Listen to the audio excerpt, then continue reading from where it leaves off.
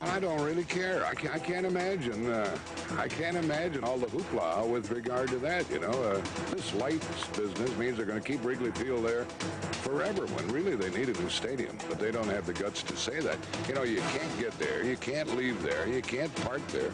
The press box is bad. The food is bad. The ballpark's old. The ballpark is dirty. What could be worse than Wrigley Field?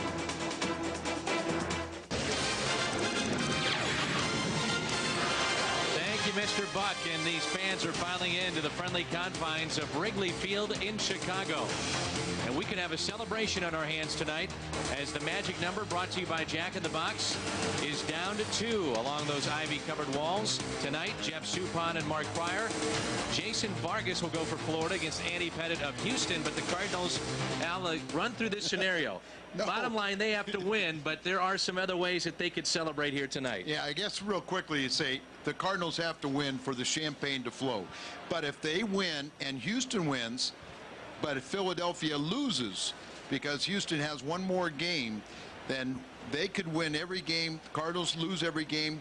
We finish with 94 wins. Florida and Philadelphia can only get to 93, and then the Cardinals win with a head-to-head matchup. They win the head-to-head against Houston, so the Cardinals are the champions. If you got all that, you're a better person than I am. But bottom line is the Cardinals have to win tonight, and they're going to go against a tough cookie in Mark Pryor. Well, Mark Pryor is an outstanding pitcher. He's pitched very well against the Cardinals.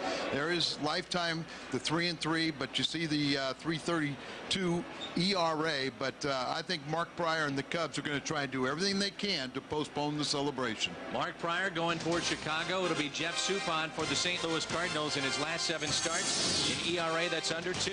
His 4th start against Chicago this year is coming up. Cardinal Baseball on FSN Midwest is brought to you by Budweiser, bright, crisp, clean, pure, the king of beers. By Auto Tire, for straight talk and great service, you want to go to Auto Tire. And by Steak and Shake, real steak, steak burgers, and real milk milkshake. Served 24 hours a day at Steak and Shake. The lights at Wrigley Field. It opened up way back when, but the lights began in 1988. First year that they had lights here at Wrigley, and the Dodge starting lineup for Tony La Russa: David Eckstein, Jim Edmonds, Albert Pujols, then Walker, Rodriguez, Nunez, Molina, Luna at second base, and of course on the mound and coming fresh off a home run in his last start is Jeff Suppan. He will face and square off with Mark Pryor, and his numbers, Al, are brought to you by Advance Auto Parts. 25-year-old Mark Pryor turned on September 7th. He turned 25. He's 41-21 in his first 94 regular season starts. He's a hard thrower. He's got good breaking ball, good presence on the mound, and he's a tough competitor. Defense brought to you by Auto Tires. We go around the horn. Cedeno, Hairston Jr., and Burnitz in the outfield. Garcia Parra at third base now. Perez at short. Walker and Lee on the right side. Henry Blanco is behind the plate. And again, it's Mark Pryor on the mound.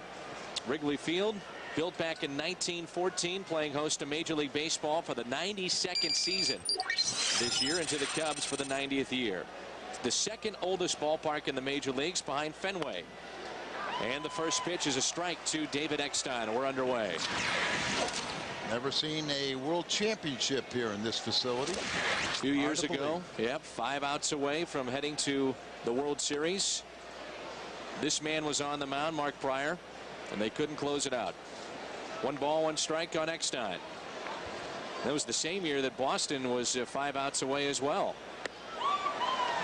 Tough pitch right there, in on the hands of David Eckstein, who is 3 for 8 off of Pryor. You see Dusty Baker. He's got 1 more year remaining on his contract. Here's a 1-2 pitch. Eckstein fouls it back. It's a very cool night, very windy here at Wrigley Field. Wind blowing in, though. So, pitcher's duel. Wind blows in twice as often as it blows out, but everyone remembers when it blows out. Eckstein trying to break through the wind down the left field line and hooks it foul. Now, throughout our telecast here tonight, we'll be keeping an eye on that Houston game. They've got Andy Pettit going against Florida. Vargas, their young left-hander, going for the Marlins. And John Radigan of FSN Southwest will have a few cut-ins for us and give us updates. We'll also keep an eye on what's happening with the Philadelphia Phillies. As Al told you, Cardinals have to win tonight no matter what. But if the Phillies lose, they will celebrate. As Eckstein hits it down the right field line, foul. And at this point, Atlanta leads it by 3 runs on top of the Philadelphia Phillies. That's in the bottom of the 3rd. Got a 1 ball, 2 strikes on the Cardinal leadoff man. When to celebrate? That's always the question with Tony La Russa. Is it the right time to celebrate? Right, you win your ball game, and then it's going to be the right time. Eckstein down the left field line. That one is hooking foul again. Near the Bartman seats. There was a scenario going around in the press box of yesterday's game that they were not aware of some of the tiebreakers, because there was a possibility where you could have had a 3-team tie. And so then you would have to throw out that the Cardinals having the best record against Houston. Eckstein, little blooper, and he's going to win this battle against Mark Pryor. Now, being a former pitcher, I mean, how annoying is that little guy at first base, David Eckstein, and that at bat that he just put together? Well, just think about some of the foul balls down the left field corner, down the right field corner. And then there's a pretty good pitch running in on the hands. He uses his hands to go the opposite field. As a pitcher, if you got a guy that's a pull hitter, he's easy to pitch to, because you can just keep on running it in on him and he'll just keep on pulling it foul. But if you got a guy that'll spray it around, you can't stay in one location. That was an 8-pitch at bat, and now here's Edmonds batting in the 2nd spot in this order. Walker is batting cleanup tonight, and sandwiched in between those two is Albert Pujols waiting on deck. Edmonds deep in the box. Opposite field home run the other night for number 27. 0-2 the count on the Cardinals center fielder. We're just underway here at Wrigley Field in Chicago. It's been an interesting game because you are playing against an upper echelon pitcher in Mark Pryor, and the Cardinal players really want to wrap this thing up with a victory. And so let's see how they approach. They have not really hit very well of late. The Pirates pitchers really put them in a, really contain the Cardinal offense very well. Could see a few raindrops falling here at Wrigley Field. It was beautiful yesterday, and then today it got cold, got windy here in Chicago. There's all kinds of room in the right center field for Edmonds. The count of no balls and 2 strikes. Pryor will deliver.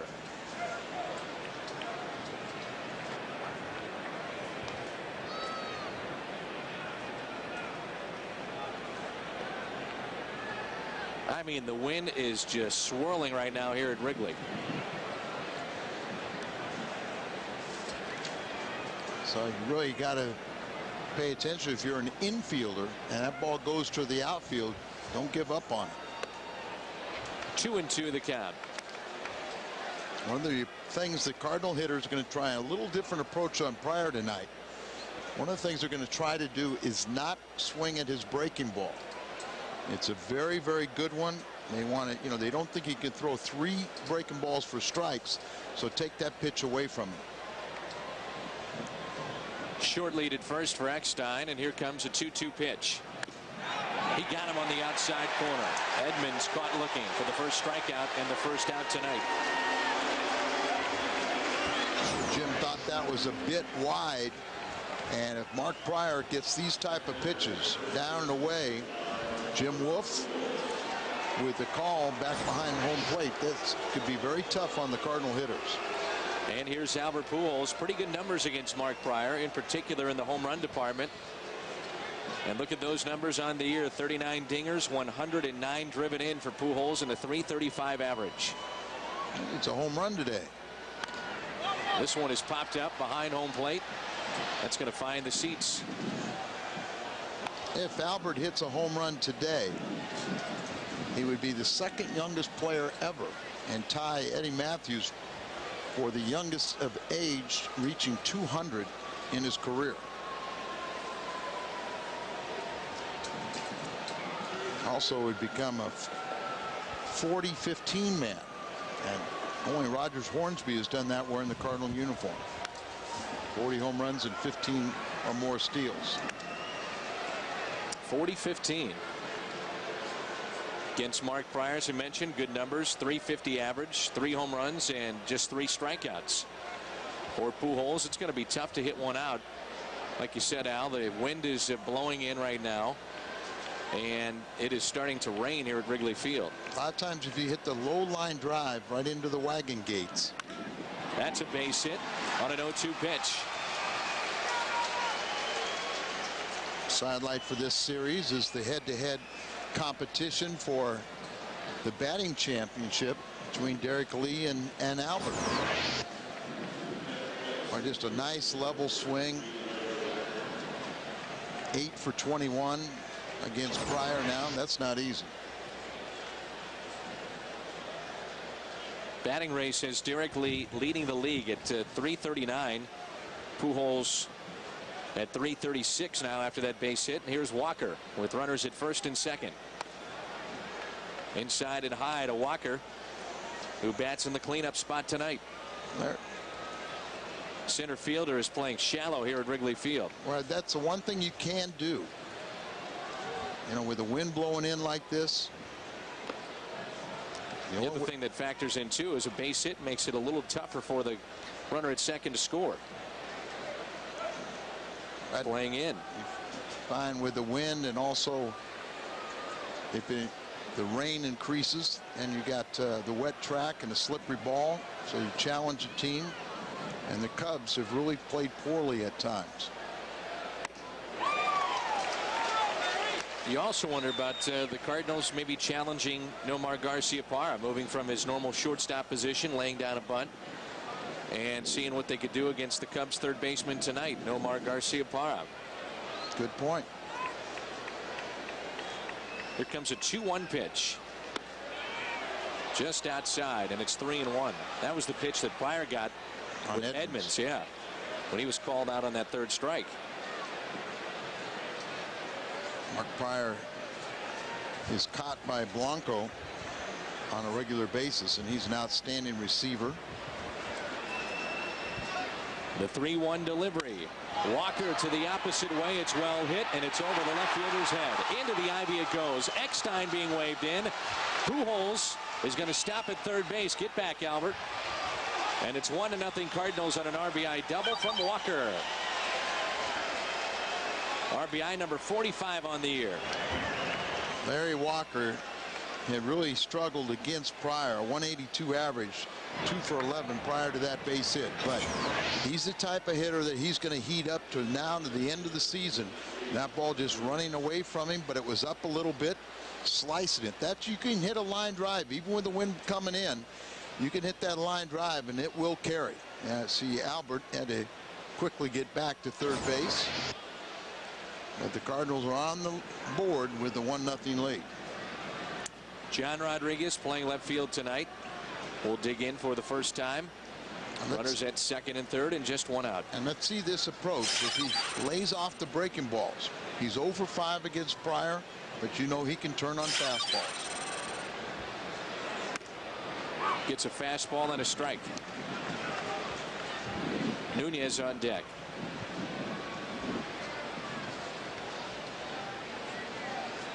Nine out of 13 with a runner at third base and less than 2 outs. Big spot in this game if you can put up a couple of runs, a crooked number on Mark Pryor. If he settles in, he's as tough as anybody. Yeah, and a lot of times, you know, the upper echelon pitchers, the time to get them is in the first or second inning before they get in a groove. Cardinals are 18-12 against teams from the Central since the All-Star break, but have struggled this year against the Chicago Cubs. But you look at this team and how well they have played on the road and what they have done within their division, and that is the difference between the Cardinals and everybody else in the National League. Again, Pryor falls behind, 2 balls and a strike. That's pitch number 25 this inning already. Achilles heel of this Cubs team has been their bullpen. Seems like that's a recurring theme with Chicago. And Marlins and Astros, they move to the second. There's no score. And you know that at this stage where the Cubs are in their season. They're not going to try and stretch out Pryor to a high pitch count.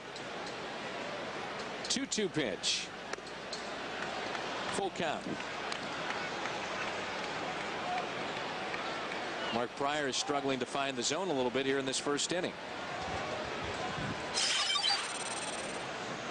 Pitch count at 26, 17 strikes, 9 balls. Full count delivery to Rodriguez. Here it comes. Rodriguez sharply hit to second. That'll score a run. 2-0 Cardinals. RBI number 21 for John Rodriguez. Now the run scored for Albert. Leads the major leagues in that department.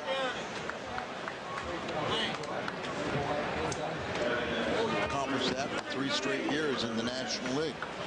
And it brings in Nunez. With a runner at third, that's Walker. And the Cardinals up 2-0. Nunez is hitting .295, 5 home runs and 41 RBIs.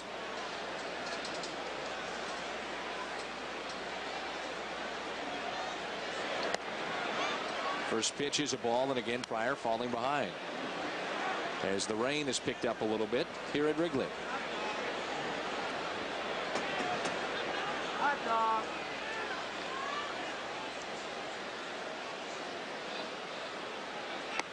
Seats are not packed like they usually are here between these two teams.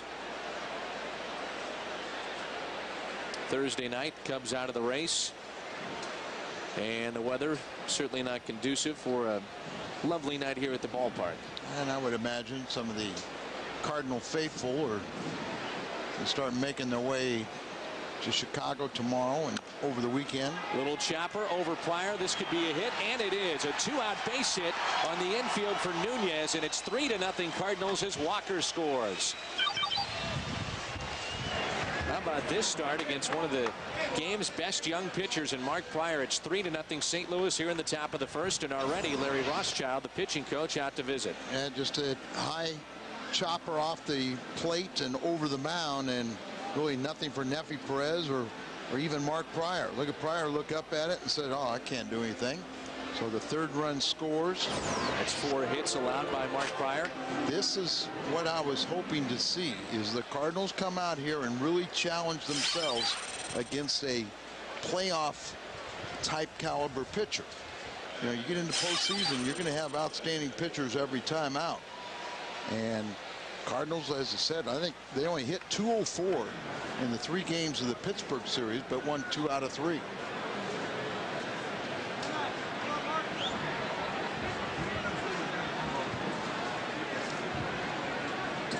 don't know if you saw the numbers that St. Louis has put up against some of these left-handed pitchers. Since collecting 10 hits and 7 runs against Jason Vargas at Florida, Cardinals are now hitting .149 with 9 runs scored in their last 4 games against left-handed pitching. I mean, think about ahead. You've got the possibility of seeing Vargas, Dontrell Willis, Andy Pettitte in postseason play. A throw over, a count of no balls and a strike on Yadier Molina.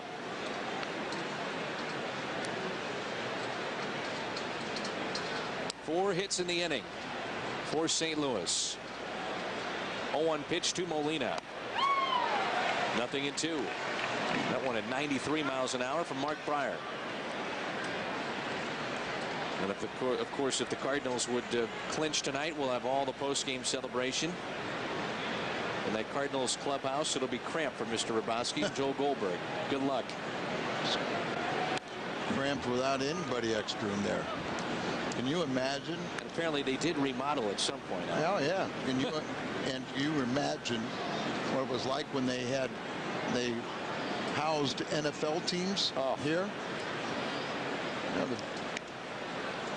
No way they could do it today with the size of the equipment and the size of the players.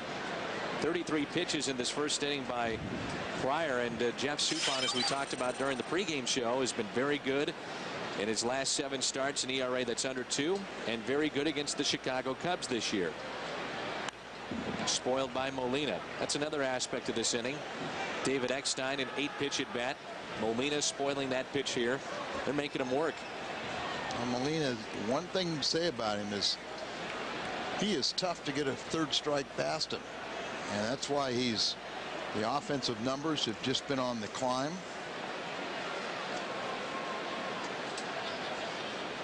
Here comes an 0-2 pitch.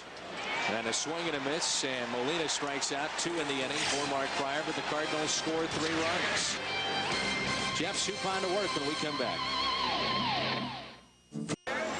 Well, again, Michael Barrett feeling better. Great to see him out at one of the gates collecting donations for the Hurricane Katrina Relief Fund tonight. Thank you. And now the Cubs Pepsi lineup. Jerry Hairston leads it off in center field. Todd Walker had the game-winning homer Tuesday, or rather the game-winning hit, and a game-tying homer last night. Lee, Garciaparra, Burnitz, and Merton. And then the bottom 3, Nafi, Perez at short. Henry Blanco, as normal, catching for Mark Pryor.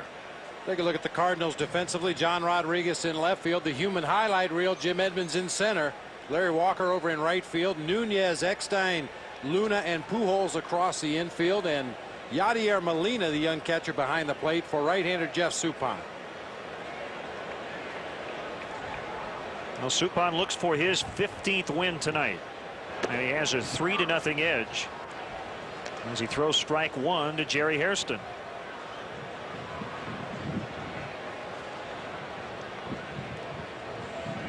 Chris Carpenter leads the Cardinals with 21 wins. He'll pitch Sunday.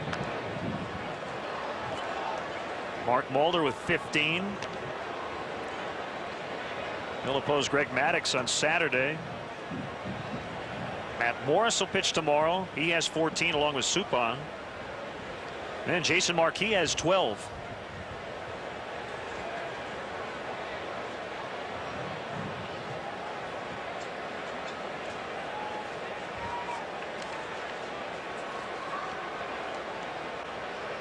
Suppan last year with a career best 16 victories. That's Hector Luna.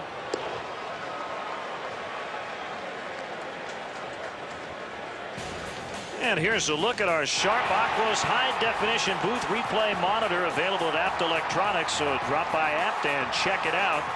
Todd Walker tied the ball game last night with a leadoff home run in the 8th inning. The Cubs then put men at the corners with nobody out. They loaded them up with 1 out and could not get that go-ahead run.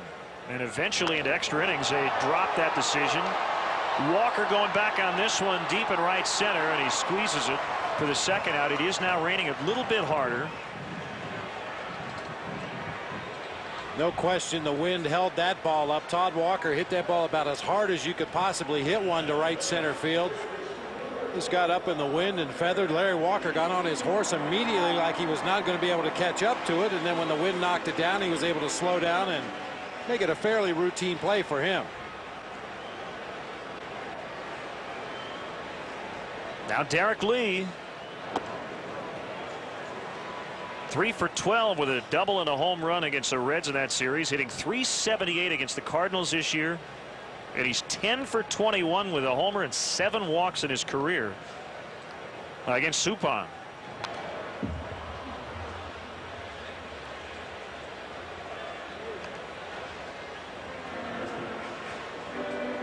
Obviously, these games don't mean as much as Cub fans were hoping at the beginning of the season. Certainly a lot riding on it for the Cardinals. They're looking forward to clinching the Central Division, but a lot of intrigue in this series with Derek Lee and Albert Pujols going head-to-head, trying to win that National League batting crown. And Pujols 1 for 1 already at .336, and Derek at .339.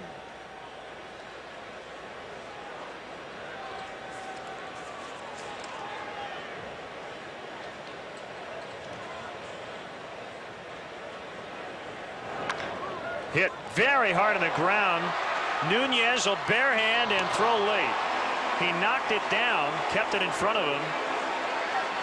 It will be an error on Nunez on a ball that was hit very hard by Derek Lee.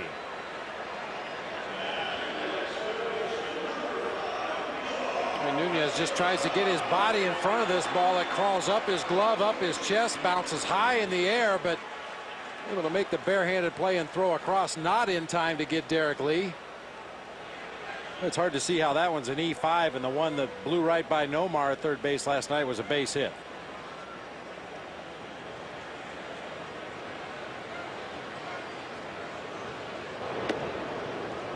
You should note that Jeff Suppan has allowed 16 unearned runs this year. The Cardinals staff has allowed 69, second most unearned runs in the National League. The Cubs pitchers have allowed just 35, the second fewest.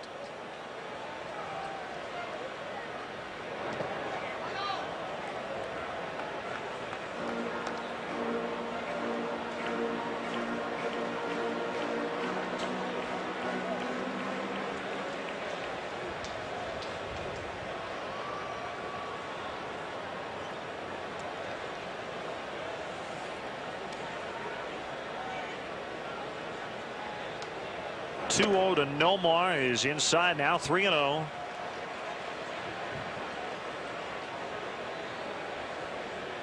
think one of the very underrated things about this Cardinals starting rotation, I mean, Jeff Suppan is a great example of it. He has been a very durable guy. And he walks Nomar, so an error and a 2-out walk. It's something we've talked about with Greg Maddux. But to be an elite or even a good consistent starter, you have to go out and give your team 25 to 30 starts a year. Greg Maddux has never been on the DL with an arm-related injury. Some of it is luck. But Jeff Suppan very quietly has gone out and basically been a 200-inning guy for quite some time. I think a lot of that for Suppan has to do with the fact that he's not a maximum effort pitcher. You see, it looks like he's always very much in control out there on the mound. Very rarely do you see him overextend or try to overthrow a pitch. If anything, he takes a little more off when he gets in those tough situations. The Cardinals 5 have been pretty healthy for the most part. Mark Mulder had a little neck problem, but he only had to skip one start.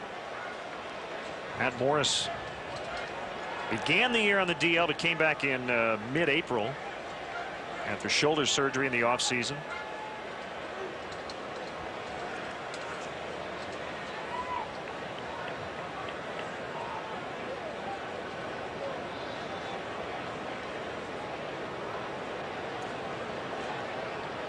One to Burnitz.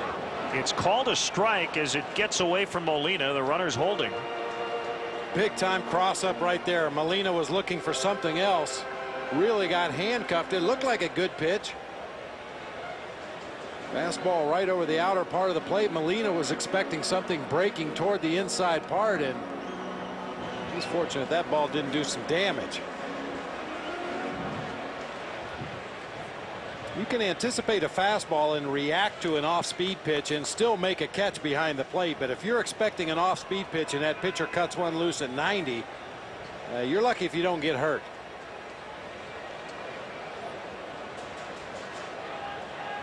Cubs would like to get something here after the 2-out error. And Burnitz with a fly ball to right field, sending Larry Walker over toward the line. And Suppan gets out of it. 3-0 Cardinals after one. His name. Cubs with a couple of 2-out base runners but no runs. The Cardinals sent 7 to the plate, had 4 hits and scored 3 times against Mark Pryor in the first inning. Bouncer up the middle, barely deflected by Pryor, so that'll go 1-6-3. So Luna gone, and the pitcher Jeff Suppan will come up. And maybe for the first time all year, a deflection off of a pitcher works to the Cubs' advantage. That ball was deflected a little bit more toward Nafy. Looked like it was headed up the middle of the field for a hit. Pryor deflects it just enough that Nafy's able to get there under control and make a strong throw to first.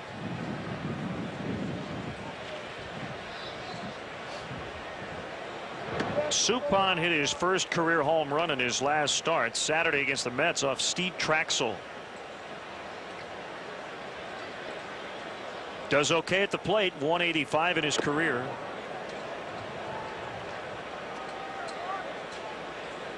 Mark Pryor has been tremendous in his career in September. 8-1 with a 2.31 earned run average. 2 bounces, Lee backed up on it. Pryor over to first, 2 outs.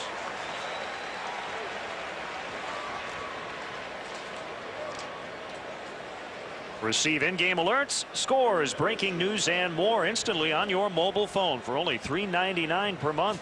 Simply text the word Cubs to 65246 or MLB Go from your mobile phone.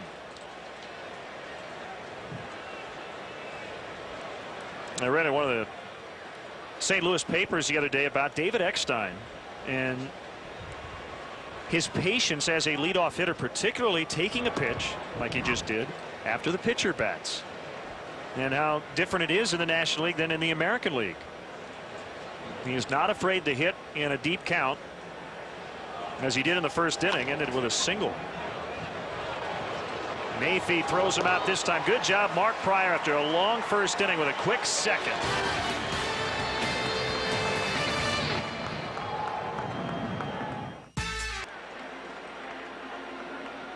By going to salvationarmyusa.org or 800-SAL-ARMY. You can also go to redcross.org or 800-HELP-NOW. Bottom of the second, Matt Merton will lead it off. Cardinals lead it by 3 runs. Merton, Perez, and Blanco. First pitch, a ball. Merton was part of the Garcia-Parra deal. At the time, the Cubs didn't know what they got, and this guy's been playing very well. I think it's the first time we've seen him start a game against a right-handed pitcher. He's batted over 400 against left-handers. Hitting .333 overall, 4 home runs and 9 driven in.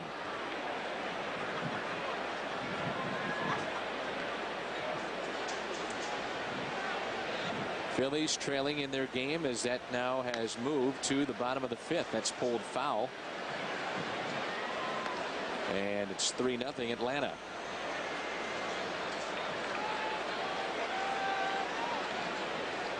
One and 2 the count.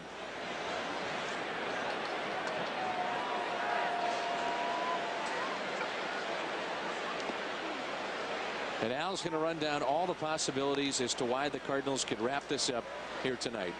You're a mathematical genius, and you have figured this all out, that if the Phillies lose tonight, the Cardinals win, St. Louis celebrates.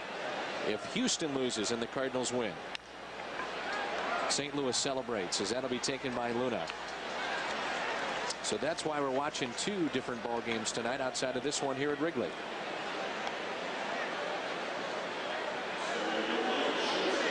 Tony La Russa, very protective and doesn't want to celebrate too early, but I think that we all know that the Cardinals are not going to lose every game,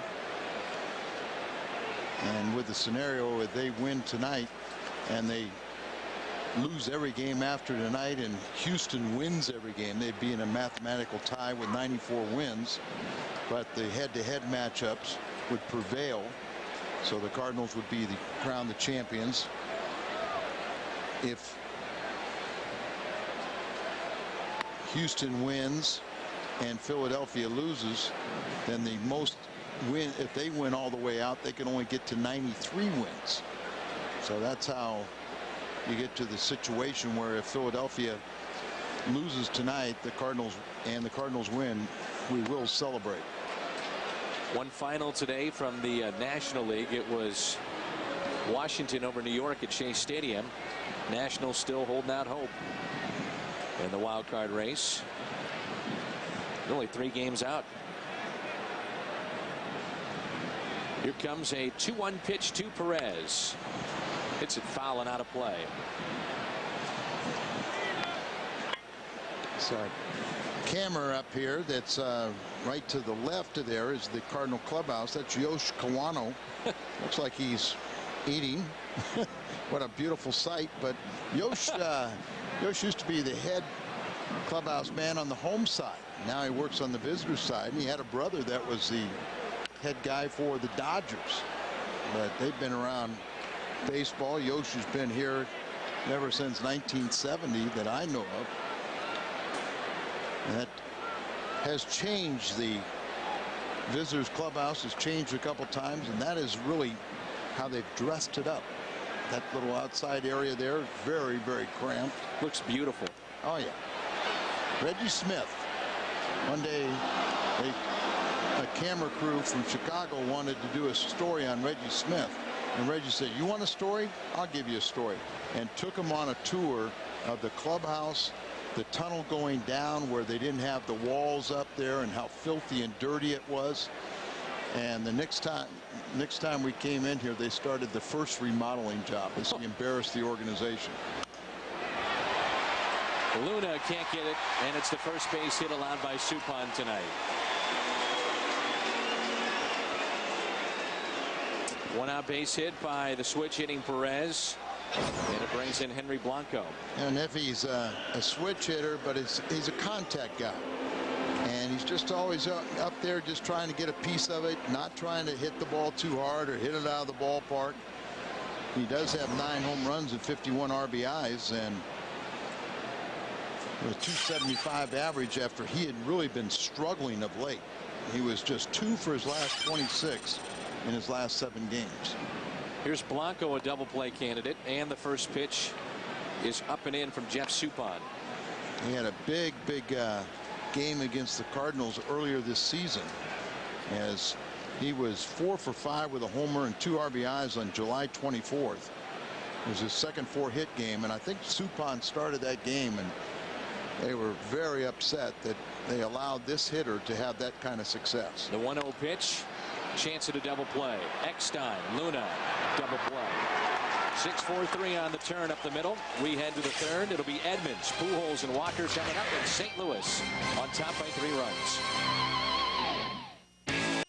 Our Schnooks this day in baseball history during the 5th inning of a second game of a doubleheader. A giant swarm of gnats engulfs Ebbets Field, causing the game to be called our Schnooks this day in baseball history.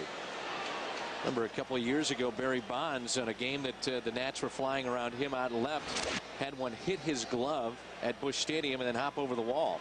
It was a game-winning home run. I want to say that was Sean Dunston that hit it, but it wasn't that long ago. I remember that, and you never know what you might see at the ballpark. Remember Kevin Mitchell catching one in foul territory. He overran it and reached up with his bare hand and caught it. David Wright made one of those plays for the Mets this year, their third baseman. Barehanded catch. There comes an 0-1 pitch to Edmonds. Big swing and a foul back. 2 strikes. You're talking about the clubhouse. One of the funniest things to everyone but Red. The great Red Changes, but you're saying Red didn't like it. Well, no, I was going to explain what happened. And yes, he did not like it.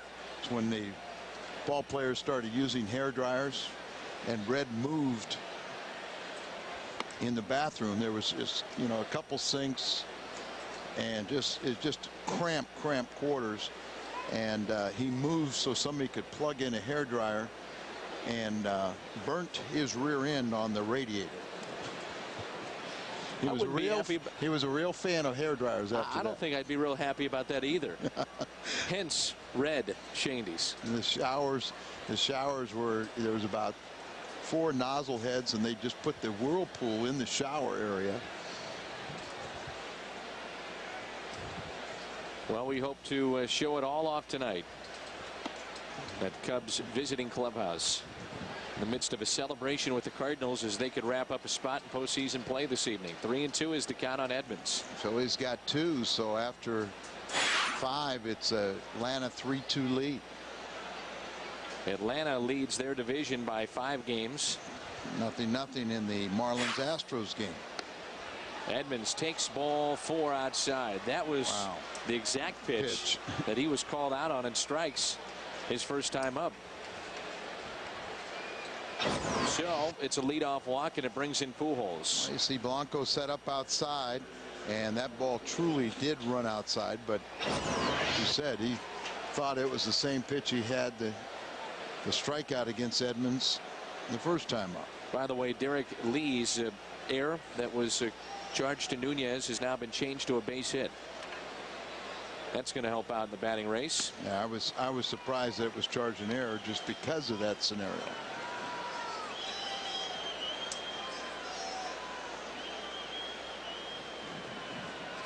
Pujols the first time up, singled and scored back in the first inning.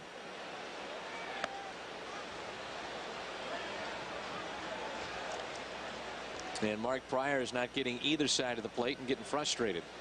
Hit a very long first inning. Efficient second and went 1-2-3, and now he has walked the leadoff man here in the third, and a count of 1-1 on Albert Pujols. The pitch. Albert looks at strike two.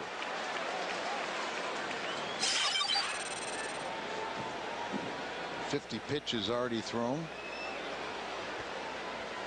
There's nobody out in the third. And a big key to getting to the Cubs is getting this guy out and getting to the bullpen. Kerry Wood no longer pitching in that bullpen. After the Cubs, for all intents and purposes, said they're out of the race, he went under the knife. Had surgery. Saw Kerry Wood and his wife walking on the streets today, and stopped with Ryan Sandberg and his wife, who are sitting on one of the little sidewalk cafes with a 3-week-old baby. But they just borrowed it from one of the neighbors. They were babysitting. 2-2 pitch. Pujols cracks it into center field. Hairston is back. That's going to hold up. And back to first goes Edmonds. And Albert is 1 for 2 on the night. That probably was a home run on any time the wind is really blowing out. Of course, the wind looks like it's shifted a little bit, and Old Glory out in center field looks like it's trying to figure out which way it wants to blow. But the flags on top of the stadium are blowing straight in. Larry Walker has an opposite field double that got over the head of Merton, the left fielder, his first time up. And a good swing there by Walker, but he missed it for strike one. Larry picked up an RBI, his 45th. He also scored a run. Larry's one of these guys that probably down the stretch and in postseason is going to be a different hitter. He'll close it out like the champion he is. Tony La Russa saying the other day that he doesn't really envision any scenario in which Walker would come back because of the pain that he has battled this year. Of course, we don't see it. We see him when he plays.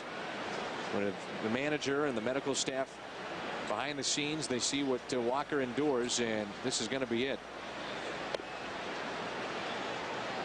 And I think that Larry has said if the Cardinals win the whole bowl of wax, you know, it makes it real simple.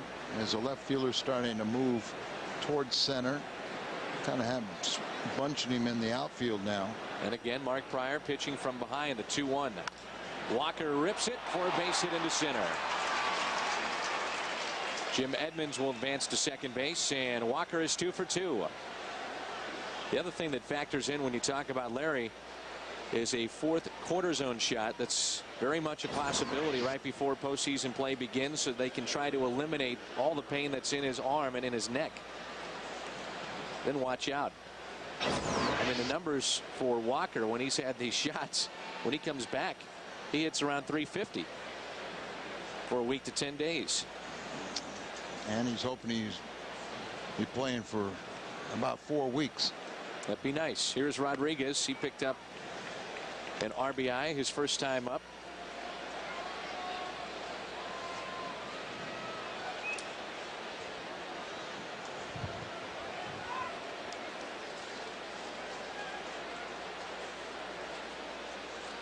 First pitch, a strike. Here comes the 0-1 to John Rodriguez with runners at first and second. At strike two. Here Rodriguez, this is a tough spot because Pryor's got that great curveball and he struggles against off-speed pitches, and he's in the hole, 0-2.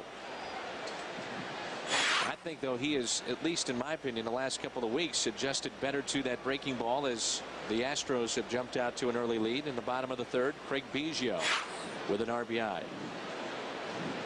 Here comes the 0-2. That is caught by Garciaparra. Good base running. Both runners, particularly Edmonds, to get back to second and not get doubled off.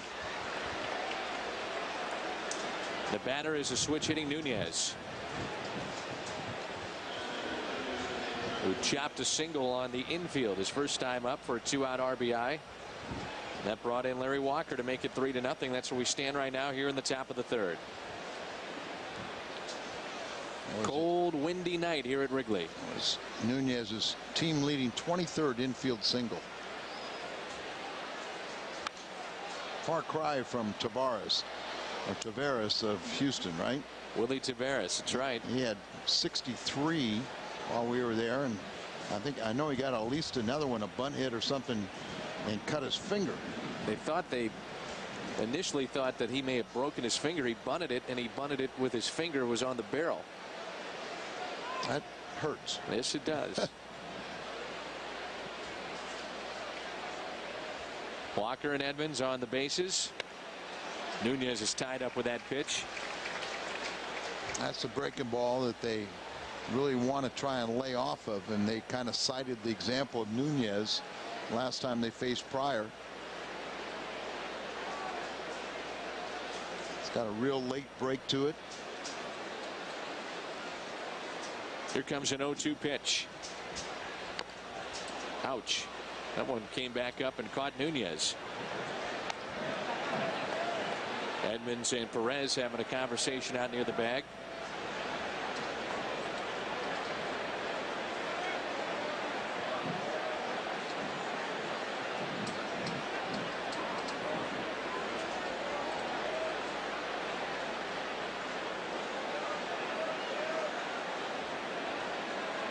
Pryor is set. Here comes the 0-2 pitch. Nunez strikes out. A check with the third base umpire Randy Marsh, the crew chief, and he's punched out. Third strikeout for Pryor. WGN Sports coverage of Cubs baseball from beautiful Wrigley, brought to you by Bud Light. Smooth and refreshing Bud Light. Great taste for your great times. Well, the Cubs trail 3-0. Mark Pryor batting for the first time tonight. The Cubs led 3-0 last night.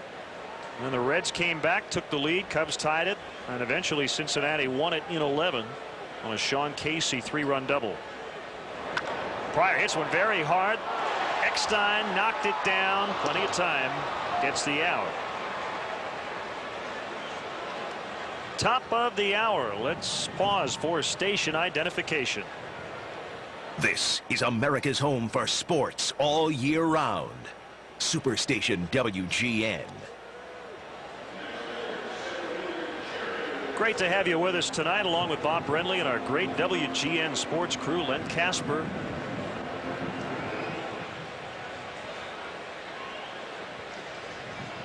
Well, you talked back in the top of the second inning about David Eckstein and his ability to go up there and take pitches after his pitcher has made an out, to give him a chance to get back in the dugout and recoup, see if Jerry Hairston can do the same.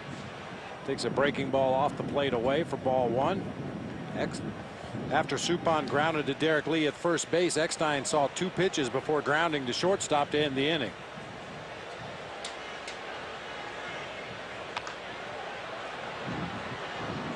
It's Luna to throw out Hairston. Hey, Cub fans, don't forget to visit our WGN Baseball blog. On the blog tonight, the Cubs minor league report. Bob has a post highlighting some of the Cubs' bright spots, game notes from our friends at StatSync. Check it out, WGNTV.com.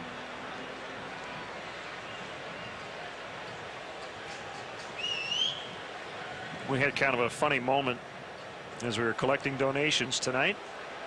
A young Cub fan named Eleni, she recognized me, and she said, "I need to call my mom." This is a true story. You were standing there. You can back me up. She calls her mom and says, "Guess who I'm standing next to?" Pause. Len Casper. You know, the Cubs broadcaster guy. Her mom had no idea who I was. She was convinced she would be excited. Oh, it was a somewhat humbling experience, yeah. But all for good. Todd Walker is 1 for 2. Todd's been swinging a nice bat lately. He hit a couple of big home runs. Just missed a home run his first time up in this ball game. A long fly ball to right field, and squares up a fastball down the middle of the plate. Little humpback line drive into right center field. Finished strong. D. Lee's 1 for 1.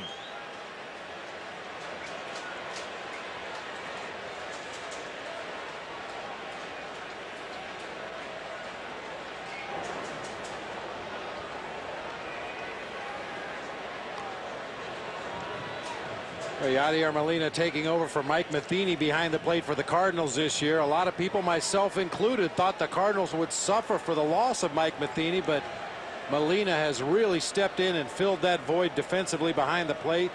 He's thrown out 55% of the runners attempting to steal on him this year. He's picked off 8 base runners.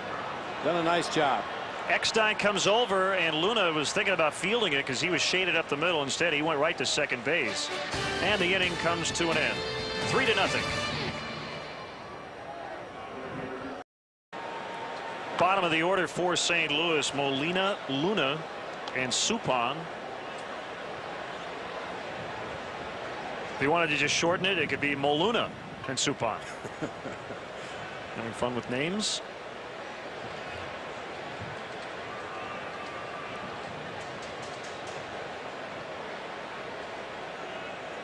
What was the name I came up with? Hector Molina. You put Yadier Molina and Hector Luna together.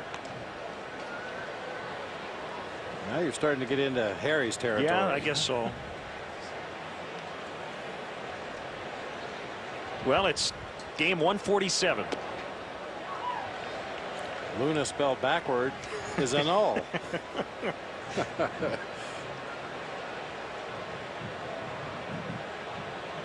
Molina's hit just .229 against righties, .330 against southpaws. The lefty tomorrow for the Cubs, Glendon Rush,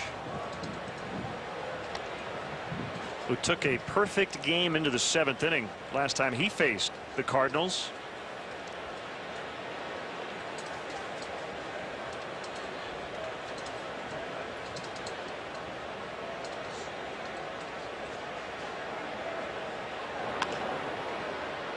Not deep out and right, and Burnitz will have to play it after it bounces a couple of times. It's a leadoff single.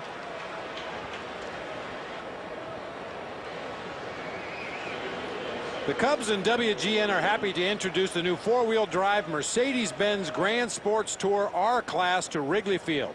Visit your local Chicagoland Mercedes-Benz dealer for more details on the new R-Class, or find them on the web at mbchicagoland.com today. Sorry about that. mbchicagoland.com. Nice recovery. You nailed it. Yeah. It helps if you read the copy first.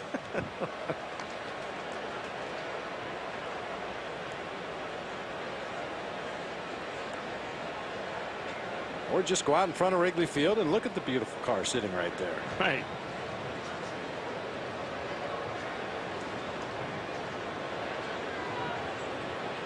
Kick and the 1-0 pitch that finds the zone. 1-1. Cardinals have 6 hits. The Cubs have 3.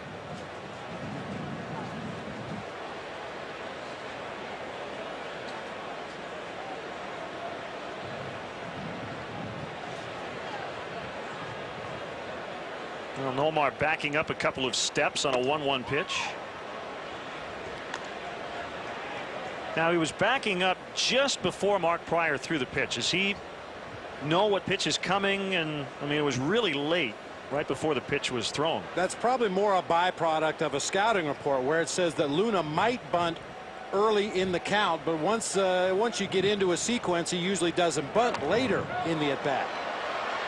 So Nomar started in protecting against the bunt. Once the count went to 1-1, he retreated a couple of steps and will probably retreat a couple more steps now with 2 strikes on Luna. Now, some guys that bunt for a base hit will only do it on the first pitch. Some guys will only do it when they're ahead in the count, 1-0. And over the course of 162 games, certain patterns develop, and those are the kind of things that Tony La Russa, Dusty Baker look for.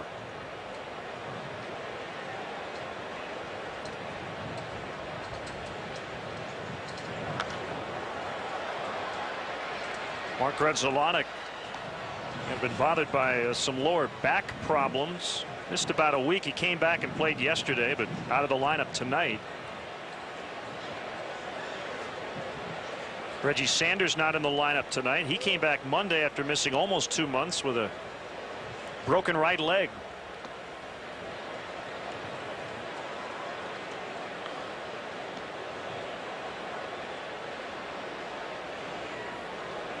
And on the Cubs injury front, Aramis Ramirez took ground balls for the first time today since suffering the quad injury.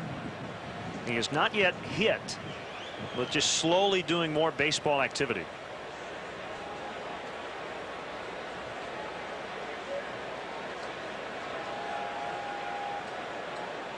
And if you asked us to handicap whether or not he'll return with just over 2 weeks left in the season, I don't think anybody really knows.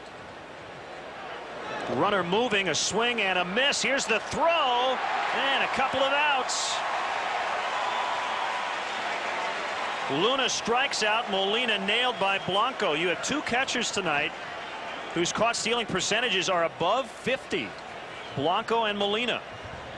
Well, the only way Henry could have done anything more on this play is if he ran down to second base and tagged the runner himself. He blocks a strike 3, throws over the batter as he was breaking toward first base, and then starts to run down to back up first in case there's a play back at first base. Man, talk about being on top of the game. Henry Blanco all over the place back there.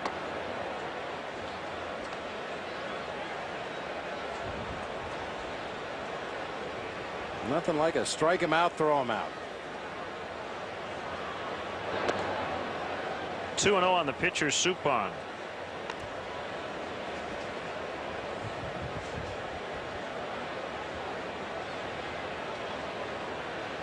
Well, hello to Phyllis and Carl.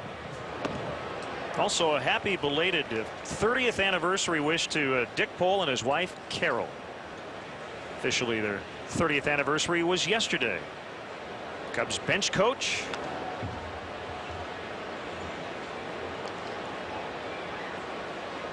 Some Midwestern guys from Michigan.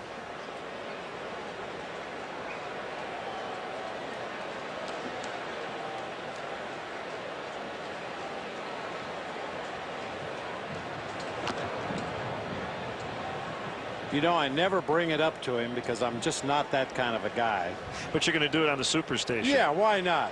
He probably doesn't remember this, but I do. I mean, Dick was kind of hanging around towards the end of his career and was pitching in Portland in AAA ball, and I was kind of going the other direction on my way up, and I took him way back. Now, if you ask Dick about it, he probably won't remember it because it was just some snot-nosed kid playing for Phoenix, you know, some AAA kid, but it made an impression on me.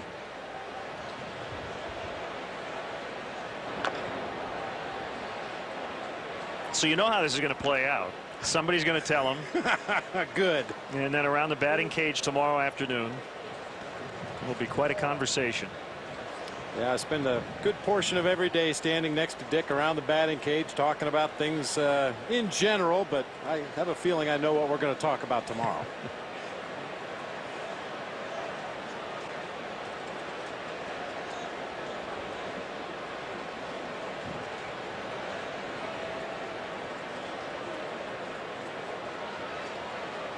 Pryor again, and it's now full.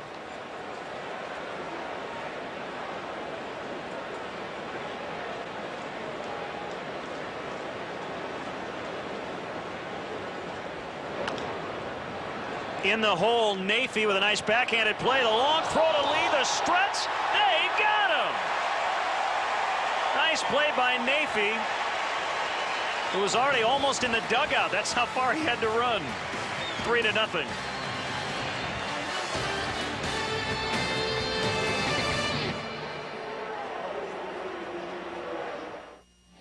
Here's our Aflac trivia question. It's a Who Am I edition of the Aflac trivia question. Pitch in the majors from 65 through 77. Phillies, Cubs, Rangers, and Red Sox, the teams that he pitched for. Who am I? The Aflac trivia question. Right in the years that you pitched in, Al. I already knew the answer. Played in your golf tournament, I think, didn't he? Yes. Not this year, but a couple years ago. First couple years. This year he had I was second fiddle to Ron Sano. Here's Nomar Garcia-Parra. Second fiddle to Ron Sano, huh?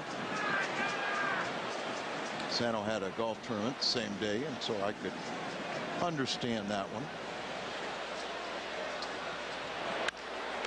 Right back at Suppan. Good play. And Nomar is retired for the first time tonight. It's out number 1 as we start play here in the bottom of the 4th. It's up for debate on what you think of the Veterans Committee deciding who gets into the Hall of Fame.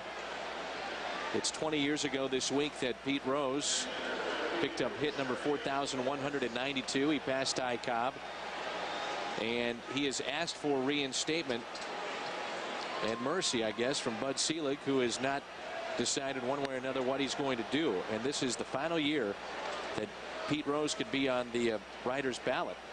So then it's up to the Veterans Committee, and many of those guys have already said they've been very public about their thoughts and opinions on this, that they would not vote Pete Rose in.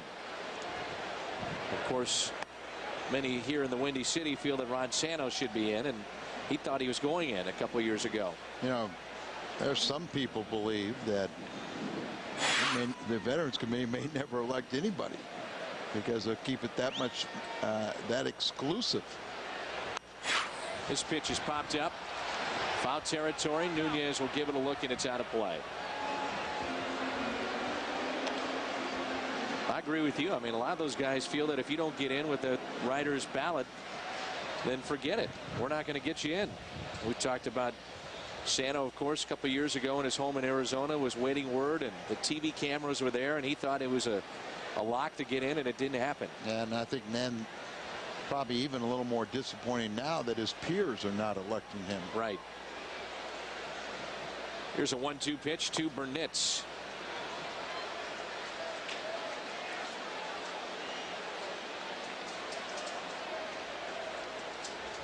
There's Ron Santo working on the WGN radio side for the Cubs, along with Pat Hughes, their radio team. Out to center, Edmonds. 2 outs. Even a ball like that, he fools the hitter and has him reaching.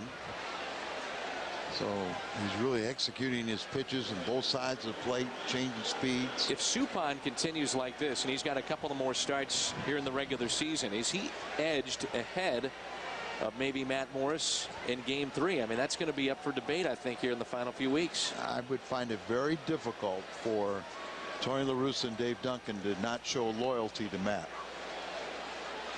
I agree with you. I think they're going to do that. And I think they're,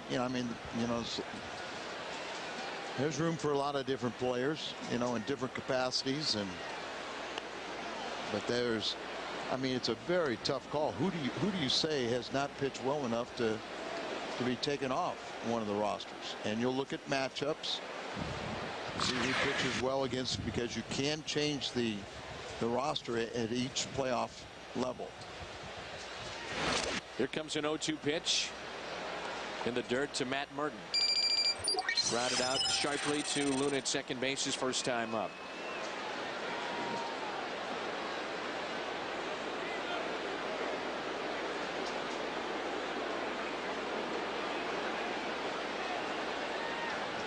Two strikes on Merton.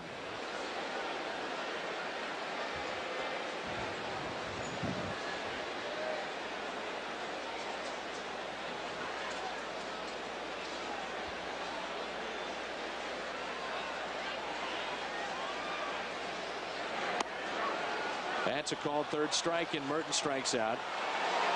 And that's the first strikeout of the night for Jeff Suppan. That ends the 4th. And coming up the top of the order for St. Louis, Eckstein, Edmonds, and Pujols. Redbirds lead it by 3 runs. Affleck. Here's our Affleck trivia question of Who Am I? Pitched from 1965 to 1977. Ferguson Jenkins, the Hall of Famer. And a lot of people don't remember that he started with the Phillies, and prior to Maddox, he was the only man with 3,000 strikeouts and less than 1,000 walks. Greg Maddox had his option picked up by virtue of what he's been able to do on the field, so he'll be back for another season with Chicago. And they think they got 4 more starts to get him to the 15-win plateau, where he could extend his own record to 18 consecutive years. That's unbelievable. Oh, sure. Consistency and pitching in this era of baseball. He was right in the heart of the steroid era, the live baseball era, and yet he was racking up win after win, and the ERA was low. It's amazing. You know, like over 3,000 strikeouts, and you think of him as a finesse pitcher, but sure. 2-2 on Eckstein, who was 1 for 2 with a run scored tonight. And when Maddox got to 3,000 strikeouts, he had less than 900 walks.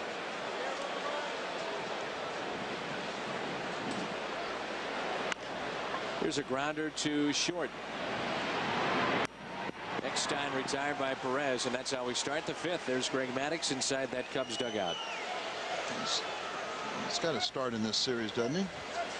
I believe so. Over the weekend, the Cardinals will face Zambrano. That will be on Sunday. Maddux on Saturday, and that's your Fox game of the week against Mark Mulder. It's Morris and Glendon Rush tomorrow afternoon.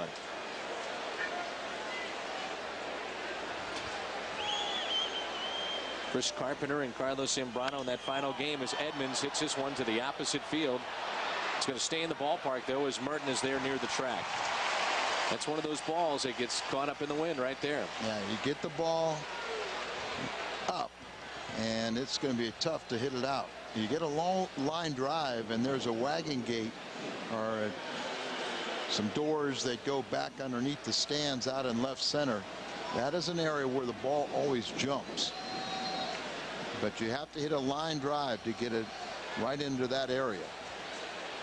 Albert Pujols is 1 for 2. He's flied to center, and a ball that was hung up by the wind. He just crushed it into center. Now, I only gave up 1 home run in this ballpark. Seriously, it's in one? Only one, and it went right over that area, so I know about it. And I always said it's Ted Simmons' fault. The great Billy Williams hit it, and I always pitched him up and in. And Simmons got thrown out of a game, and Ken Rudolph, backup catcher, called a pitch down the way, and I said I always wanted to throw one of those. Hit a home run, and I said, now I know why. Good play by Garcia Parra. Al, it could not have been your fault. Nope. Not a chance. Not a chance. Pujols is 1 for 3 on the night. St. Louis on top by 3 runs. Quoting from a great piece in USA Today today, at its roots, baseball is a game of spitting, scratching, sliding, and all of it spills into the dugout, a cramped place where trash cans are non-existent and littering is the norm. Good stuff. Isn't that the truth? 3-0 St. Louis, bottom 5 here tonight. Craig Counsell of the Diamondbacks said he never notices it during a ball game, but then afterward he'll look around sometimes and think, what did we do? Cups, seeds, gum, and worse. Yeah, if the EPA would go down in a dugout about the 5th inning of a ball game, they'd probably have to cancel the rest of the season. It'd just be disgusting. You know, fans sometimes with those peanut shells can scatter them around. Bunted by Nafee, a drag bunt. Suppan got off the hill pretty quickly and throws him out. Well, you were telling me before the game you could have a trash can right next to you, but if you're in the dugout, it can't be used. No, I saw it happen. Specifically, I was watching it in San Francisco when I was managing the Diamondbacks. 2 guys standing side by side drinking a cup of Gatorade over a trash can. When they finished their cups, they both dropped them on the ground. They missed the can literally by inches. Unintentionally. They didn't even know the can was there. Why? Well, that's just baseball, I guess. Yes.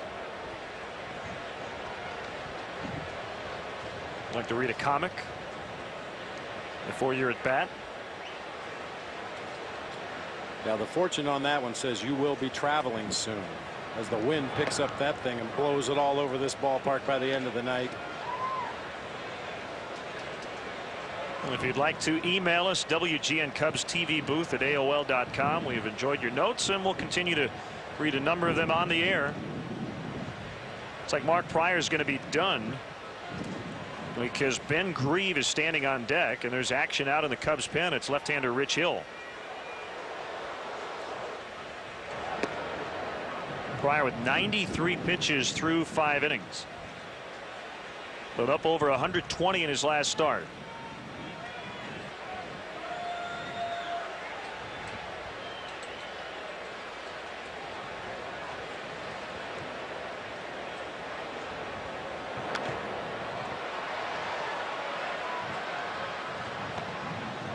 I'm sure that's not an easy decision for Dusty Baker to hit for Mark Pryor. We've all seen Mark right the ship and pitch strongly through the middle part of the ball game after getting off to a slow start. But the reality is you only have so many outs left to play with in this ball game. The Cardinals have a very deep and balanced bullpen.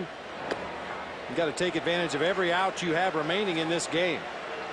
It's just a second strikeout for Suppan, both of the looking variety, both in the last 2 innings. That low strike once again. Matt Merton called out on a low strike to end the 4th inning. Right at the bottom of the knees. Ryan Theriot, who picked up his first career hit last night. He was then picked off. He's 1 for 2 as a big leaguer, recently brought up from Double-A West 10. Theriot used to be a switch hitter, but he gave it up late last year. Just was not working out from the left side. He's hit over 300 in the minors this year, batting exclusively right-handed. He joked the other day, he said, that's how I got here, by giving up switch hitting.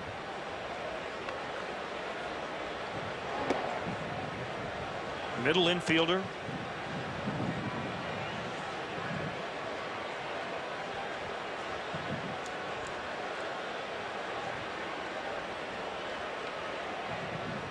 Infield single last night in the 7th off left-hander Brian Shackelford, and then he was picked off first base.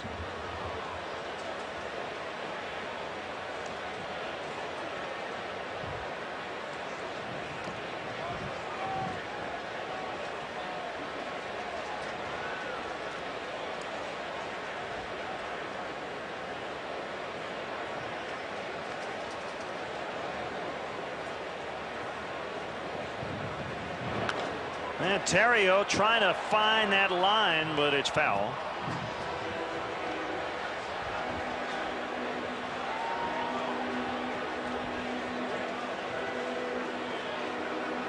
Well, not only is the wind knocking down some hard hit balls deep into the outfield, it's pushing balls like that one further into foul territory. That looked like it had a chance off his bat.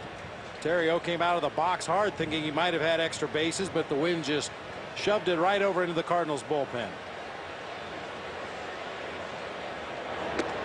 Swing and a miss, and another strikeout for Suppan, who has sent down 7 Cubs in a row. Now to the 6th inning, still 3-0.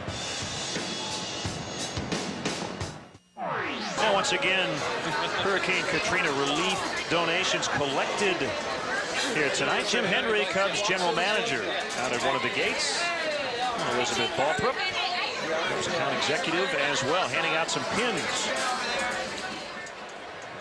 I pitched in pins. Cubs logo on it.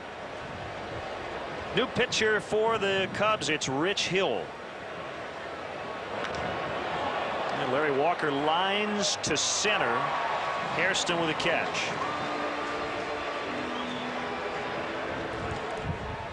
Rich Hill pitching in his 9th ball game. ERA of 9.28.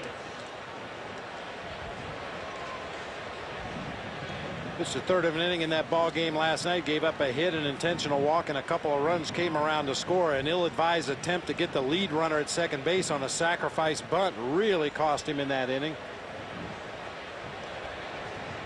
And he was the guy who allowed the 3-run double to Sean Casey. But the first run that scored was charged to Jermaine Van Buren, and he suffered the loss. He hadn't pitched in 2 weeks, but that's how baseball works for a reliever.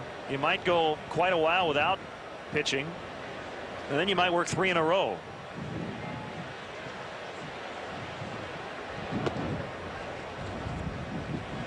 But the long view on Rich Hill at this point is as a starter.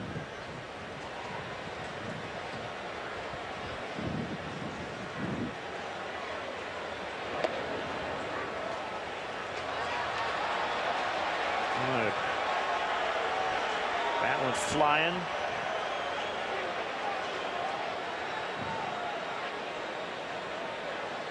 .30 pitch that Rodriguez obviously thought was out of the strike zone. Could have been, but Jim Wolf bangs a strike in there on that 3-0 pitch.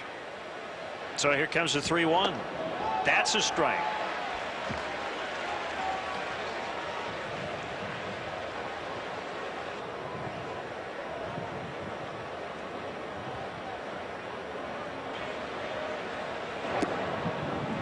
And now a walk. Let's step aside and see what's coming up on WGN.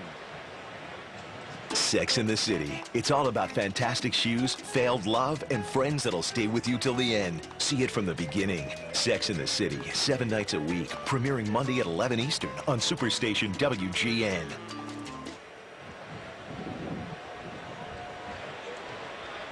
Cardinals lead 3-0.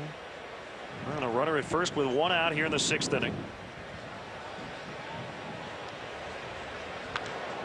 Hit hard, but Nafee right there. They get the out at second. Walker on to Lee. Double play.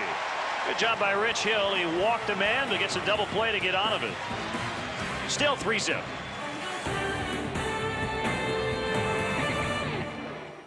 FSN Midwest is brought to you by Jack in the Box. Jack invites you to come in and experience ciabatta. It's all about the bread. By your local Chrysler Jeep dealers. And by U.S. Cellular, we connect with you.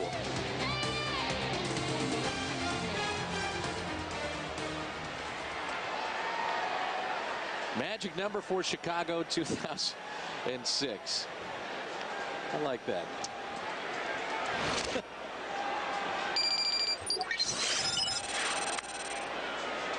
Grounded foul by Jerry Hairston Jr. No rhyme or reason for it, is it?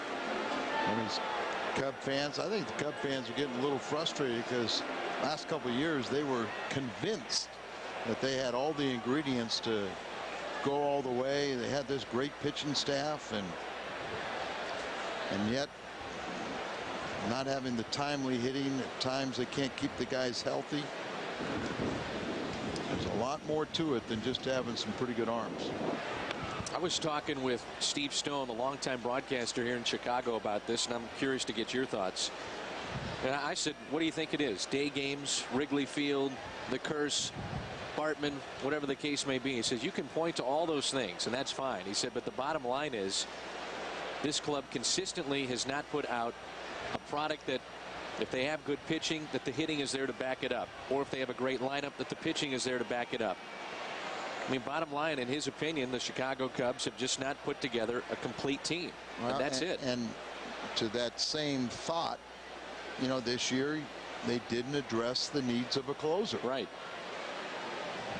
Now, some in the organization thought Dempster would be the closer, who is now, and others wanted LaTroy Hawkins, who's now gone, and wanted Dempster in the rotation. But it just seemed like they've got some good young arms in the minor leagues that they could have traded for somebody's closer, or that guy that's on the verge, a good setup man. And they thought they had that when LaTroy Hawkins, and then, you know, they've had some bad luck, like Borowski, you know, breaks his arm in spring training. It's another good pitch in on the hands of Hairston. The frustration is mounting for the Chicago Cubs.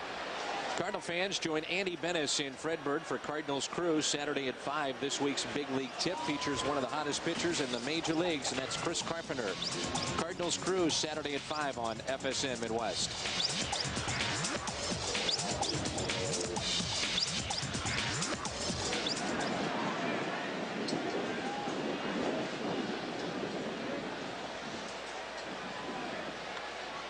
Todd Walker has one of the few hits tonight, 3 of them for the Cubs. And Suppan has struck out 4 of the last 5 batters. He's walked just 1 tonight. That was Garciaparra back in the first.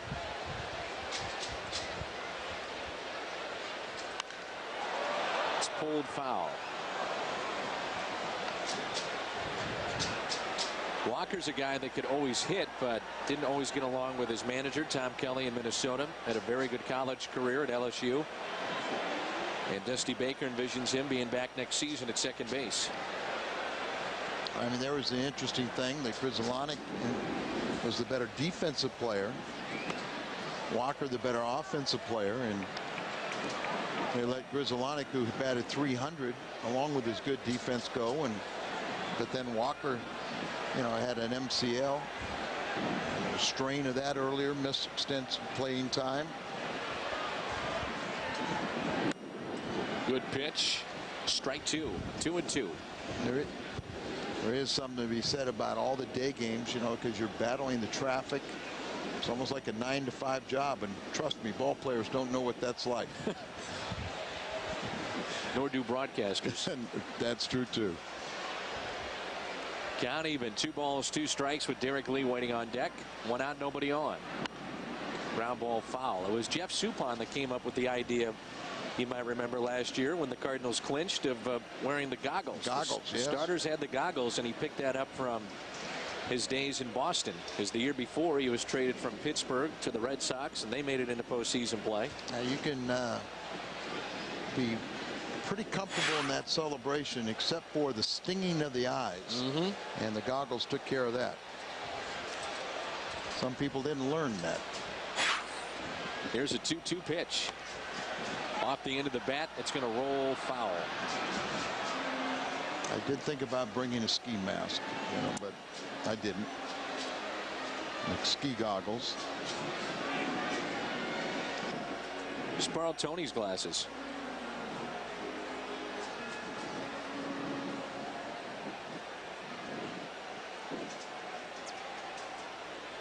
Two balls, 2 strikes.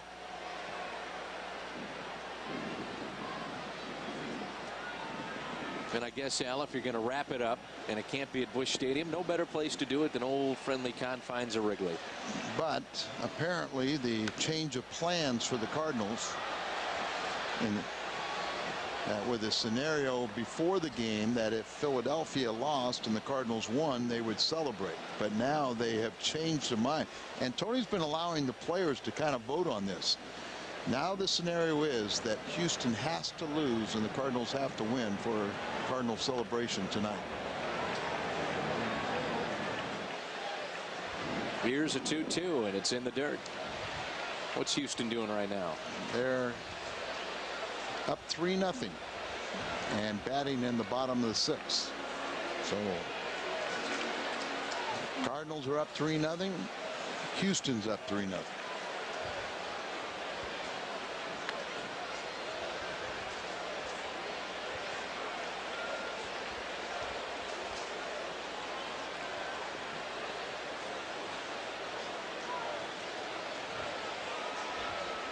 Talk about the heel problem and the leg problems for Pujols on a cold night. He's stretching it out over there.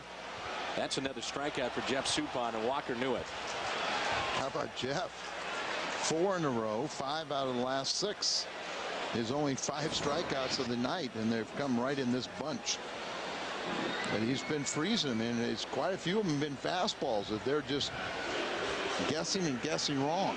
And he's just making good pitches. And ball tailing action goes right to the middle of the plate, not even in the inside corner, in the middle. Most he has struck out this year is 7, and he's done that twice. Here's Derek Lee. Did it once against Arizona, and the other time was against Los Angeles, and both victories for Suppan and the Cardinals. Trying to strike out the side. Here comes a 1-0 pitch.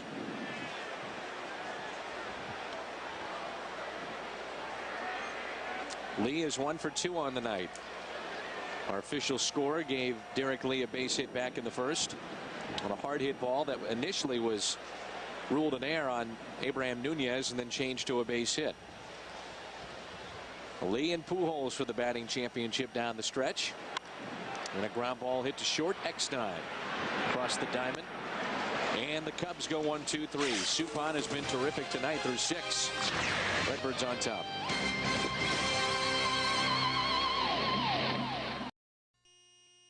Is brought to you by Budweiser. Tomorrow's game will be seen on the WB beginning at 2. Cardinals and the Cubs. Matt Morris and Glendon Rush. Rush is 6-8. Morris is 14-8 on the year, and that's your Budweiser. What's on tap? Story tonight has been Jeff Suppan. It'll be Luna, and Suppan in this inning as we move to the 7th. The second inning of work for Rich Hill, who was perfect in his first inning of work.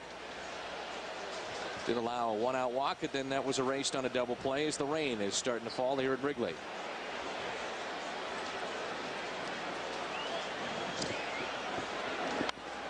Molina out to left field, and it's going to be caught.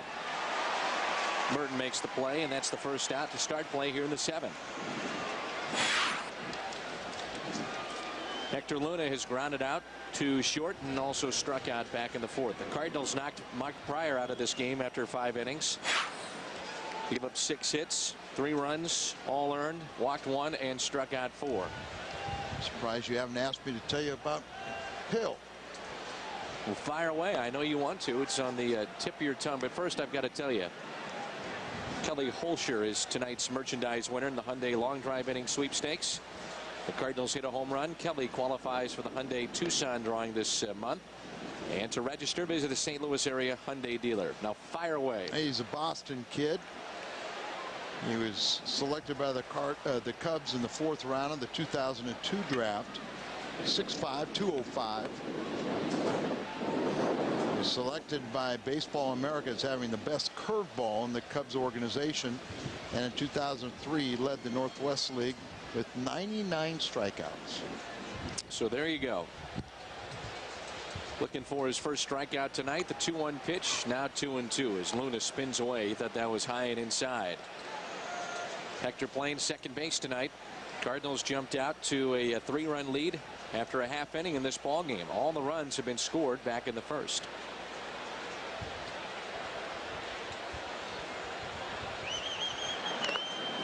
Luna just got a piece.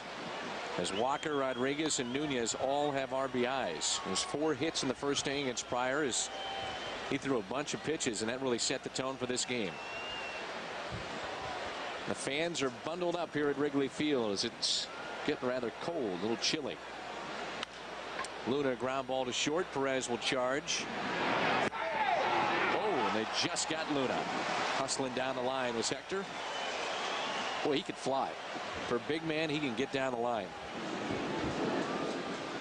And Perez, in the nifty play, just gets him by an eyelash. As you see, the strong arm strength there is throwing on the run, and a bank play at first. That's where Derek Lee's height and stretching ability pays off. Trent Yawney is going to sing. The head coach of the Blackhawks. Right, take me out to the ball game. Former NHL player, now head coach of the Hawks, took over for Brian Sutter. Blues will begin their training camp session as far as the full workouts this weekend, and FSN will be part of that on Saturday. Chopped off the plate and out of play. 2 balls and a strike. Played by Cheito over at third base. Bare hand of that one. Still got the good hands, and that really pays off because he can work with those infielders and really show him what he's talking about. Yep. Well, he's out there. If you get to the ballpark early enough, Jose gets to the ballpark around 12:30, 1 o'clock, and sometimes those players start wandering in around 1:30, 2 o'clock, and he's out in the field taking batting practice sometimes with his son, or working with his son around the bag and taking ground balls. As Suppan again puts it in play. This one will be handled by Garcia Parra. Fires underhanded almost over to Derek Lee, and Suppan retired. 2nd inning stretch time at Wrigley. St. Louis on top by 3. New head coach of the Chicago Blackhawks, Trent Yawney. How we doing tonight, Chicago? Go Hawks, go Cubs. A 1, a 2, a 3.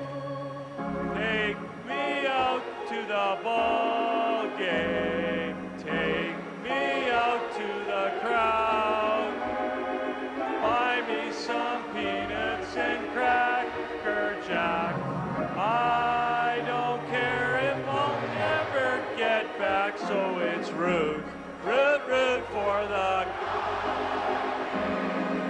They don't win, it's a shame, for it's 1, 2, 3 strikes, you're out at the old ball game.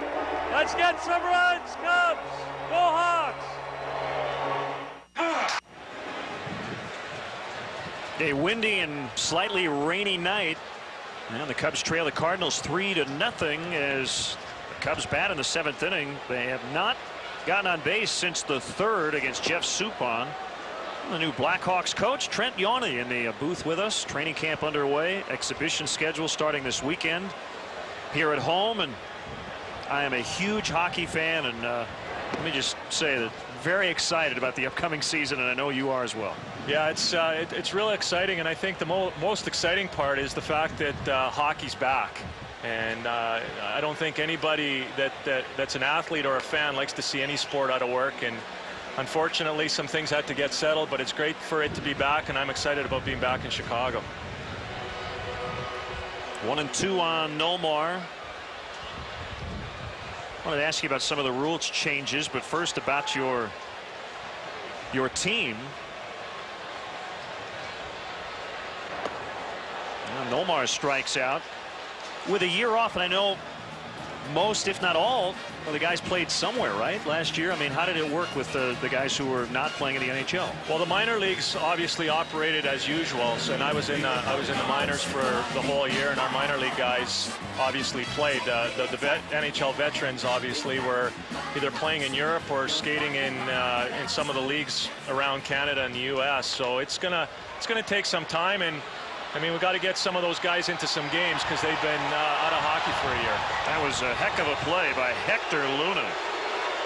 Boy, momentum carrying him in the opposite direction, but the throw beat Jeremy Burnett's. It looked like Luna even had a hard time getting a grip on that ball. A high chopper to the right side, sending Luna to his right. Just an off balance, almost blind throw back over his left shoulder to first base. That is a heck of a play. We talked about Luna's range at second base earlier. Oh, I don't know. Very close down there at first. So how do you feel about your team? I know it's still very early. Well, I'm excited like everybody else is in terms of in the NHL. I think everybody thinks they've, have a good stab at the Stanley Cup in September, and we're no different. But what I'm more excited about is the quality of people that we've added, and the fact that they mesh real well with our young people that have been, they're not necessarily young in terms of NHL years, but they're at the point in their careers where it's time for them to take over the team, and I'm hoping that the chemistry will gel a lot quicker than maybe some people are expecting. Walker's back, and he's going to make an awkward sort of catch. Well, Trent, we look forward to watching your team this year, and thanks for the time. Best of luck, okay? Thanks, guys. Appreciate it. New Blackhawks coach and former Blackhawk defenseman Trent Yawney. Take control. There's a shot. Cardinals still lead 3-0. They got 3 in the first inning. That has been it for the scoring. Mark Pryor didn't give up anything after that in his outing, and Rich Hill with 2 scoreless frames. And of course, a starter in the minor league, so he can stretch it out a little bit. And last night was his first appearance in basically a couple of weeks, and his first appearance last night since being recalled.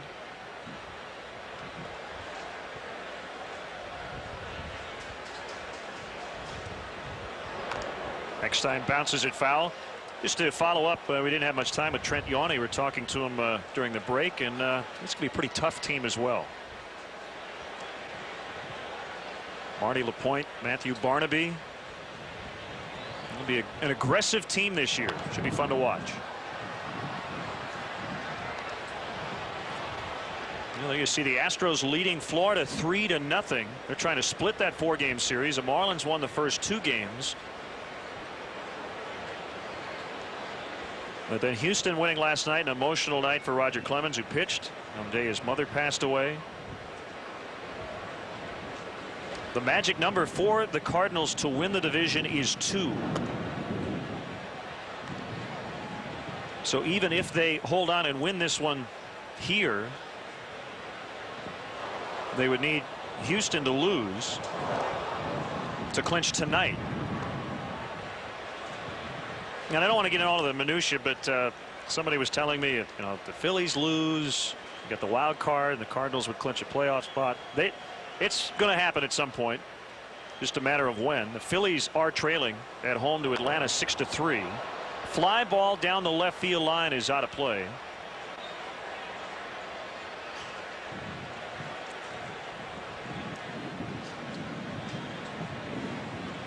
Milwaukee back to 500 with a 14-2 win at Arizona.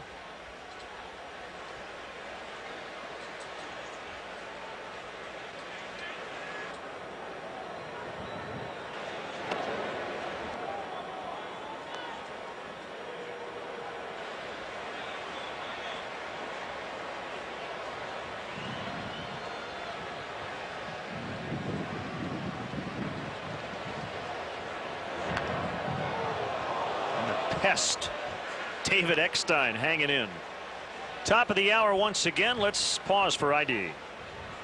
This is America's home for sports all year round. Superstation WGN.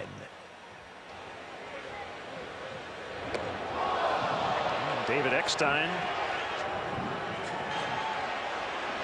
I think that was ball 4. I don't think it hit him. Dusty Baker was asked before the ball game about the potential of the Cardinals clinching the division here.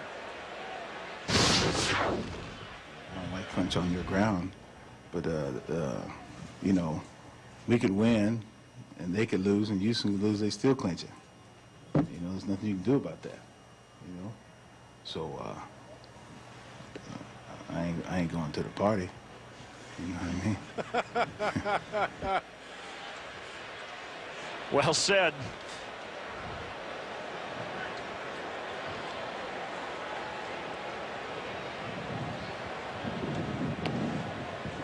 One and one on Jim Edmonds, batting second in the Cardinal lineup tonight.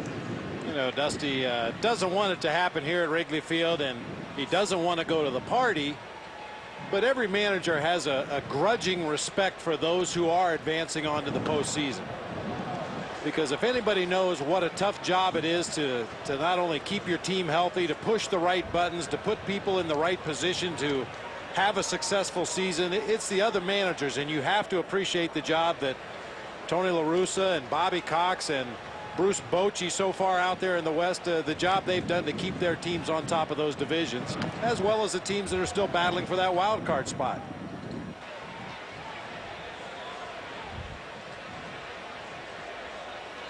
Might not like them, but you certainly respect the job they've done. Well, the Mets in 73. Phillies in 77 and 83 all clinched the National League East here at Wrigley.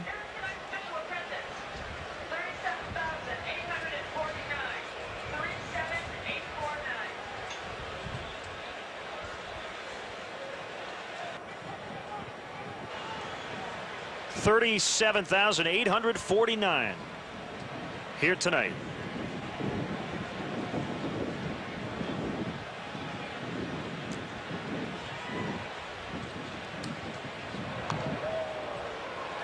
And Blanco not able to field that cleanly. Now you may wonder, well, he foul tipped it and Henry held on, but it has to go directly into the mid, or I guess bare hand. It's possible, but after the little bobble, it's no longer a foul tip.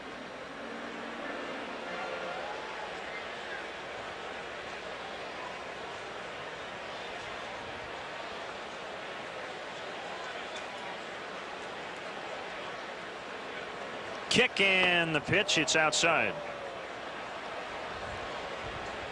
We'll see if Eckstein is on the move.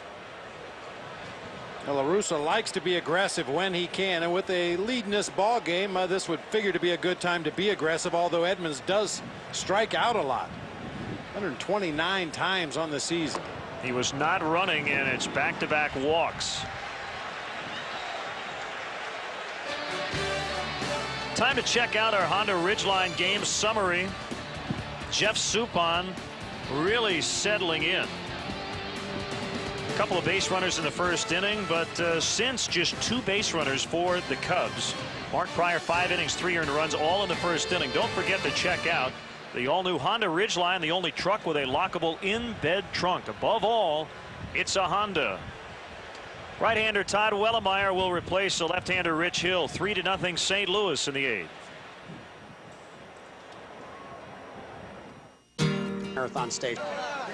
Great to see Allison Payne from WGN News out here. Steve Sanders as well, collecting donations tonight, and the News will follow the ball game. Aramis Ramirez, Kerry Wood, and Jose Macias now in left field. Todd Wellemeyer takes over on the mound.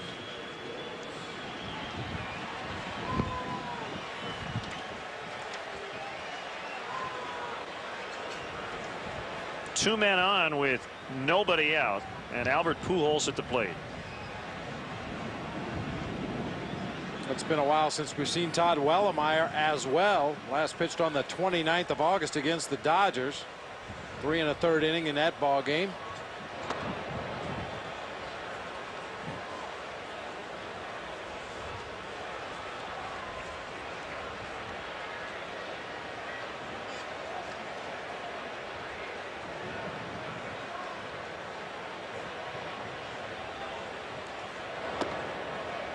Macias, by the way, will be put in the 9th spot, and Wellemeyer in the 6th spot, rather the 2, 3, yep, 6, where Matt Merton was.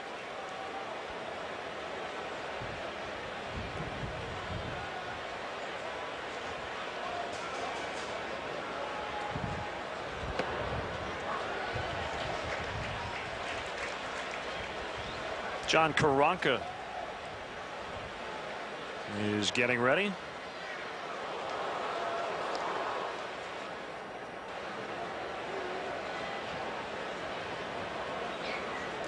Wellemeyer to the belt, now to the plate, and it's hit in the air to center field.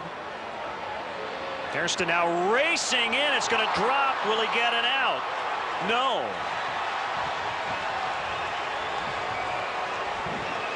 So Albert Pujols with his 2nd hit tonight, and the bases are loaded. That was a bit of a gift. Of course, a wind just absolutely pushed that one back toward the infield. Hairston could not get to it. Well, you have to play deep to respect his power. If he does hit a line drive below the scoreboard, it can go a long ways. But Jerry Hairston started slow, finished fast, still couldn't get there to make the play, and the snap throw to second base not in time to get Edmonds there. Well, the Cardinals will tell you that makes up for some of the line drives that Albert Pujols has hit this year that were caught.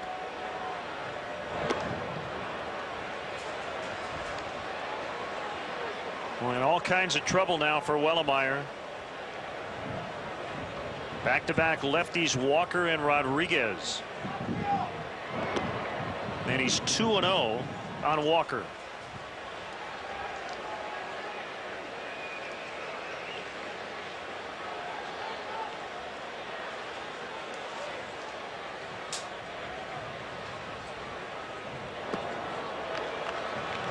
Has to throw a strike now. Nathan Perez is going to come in and just try to calm down a young right-hander.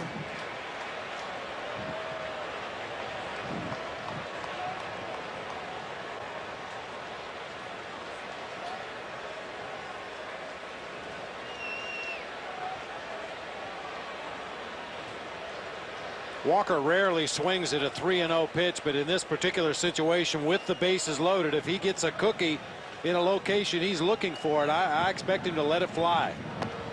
That one way outside, and it forces in a run. The 3rd walk of the inning.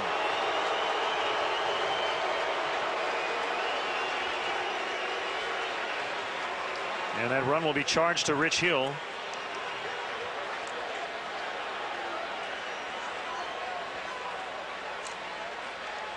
While we have a moment, let's step aside and see what's coming up on WGN. Sex in the City. It's all about fantastic shoes, failed love, and friends that'll stay with you till the end. See it from the beginning. Sex in the City, 7 nights a week, premiering Monday at 11 Eastern on Superstation WGN. A run in for the Cardinals, their first since a 3-run first inning.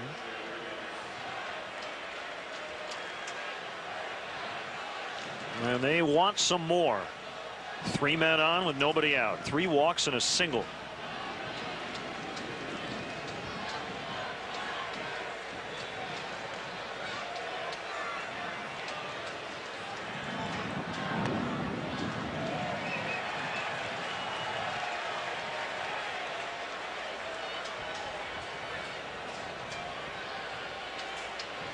Edmonds is at 3rd. Pujols at 2nd. Walker is at 1st.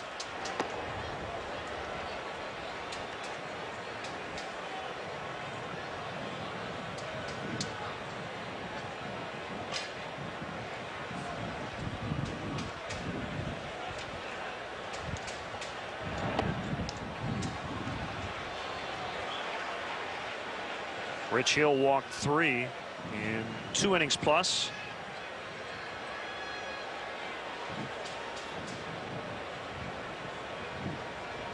He didn't give up any hits.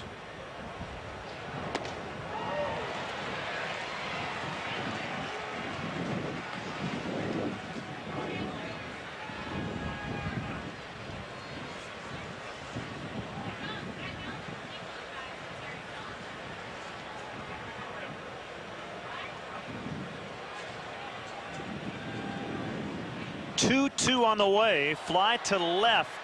Macias will make the catch. Edmonds tags and heads home, and it's a sacrifice fly for John Rodriguez.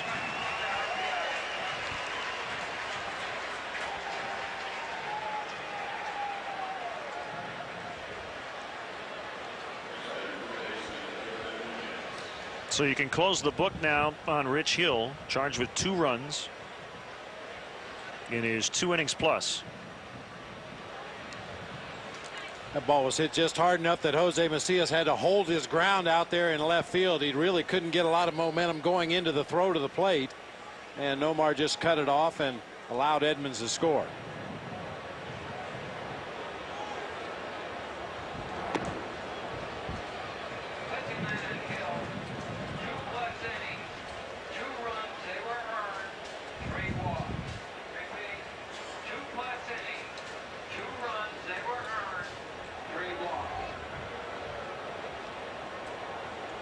Wellemeyer with an 0-1. 0-2. Good heat tonight, 95.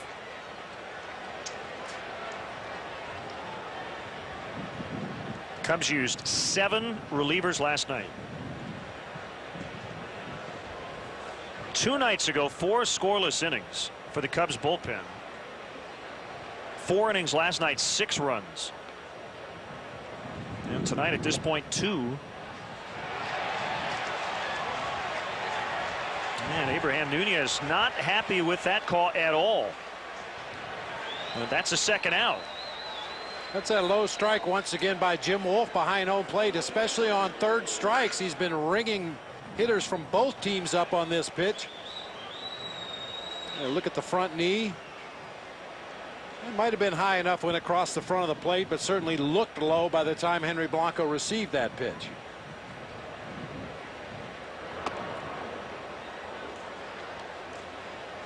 Well, we're in the 8th inning. I would advise both teams' hitters, if you get a fastball down around the knees on the 2-strike count, you better be hacking at it. He's consistently called that pitch.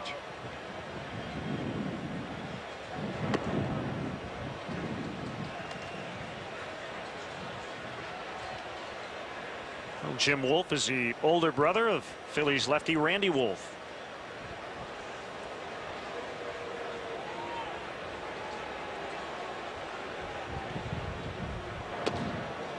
Wellemeyer missing yet again, 3-0.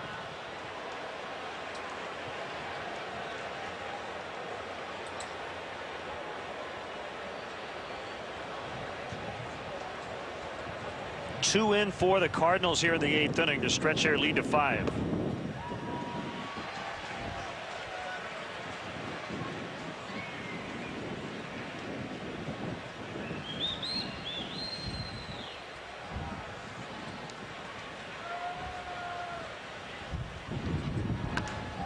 Up the middle, Walker backhands, and the flip gets past Perez. It's going to allow Pujols to score.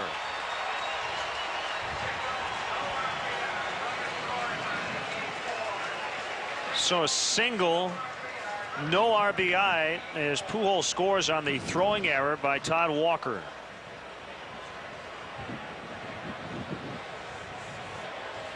The only play Todd Walker has is to hope for a miracle here, try to shovel the ball back underneath his left arm to Nafee covering second base. Loses his balance right at the end of the play, and that pulls the throw to the shortstop side of second base. And Pujols never slowed down. Around at third base, just kept on going. By the time the ball was retrieved, he was already across home plate. Hector Luna lifts one to center field. Hairston is under. Macias calling, but it's Hairston to take it. And the inning finally over, but the Cardinals have doubled their advantage. It's now 6-0. Well, great to see the Cubs wives out here collecting donations for Hurricane Katrina relief as well. Mia Hamm, wife of Cubs shortstop / third baseman Nomar Garcia-Parra. Coming up Saturday beginning at 10 a.m. The Cubs wives and Bank of America will host their annual food drive benefiting the Lakeview Pantry and Cubs Care. A special donation booth will be located on the corner of Addison and Sheffield. Fans who donate 10 non-perishable food items or $20 will receive an autographed Cubs photo while supplies last. Limit 2 per person.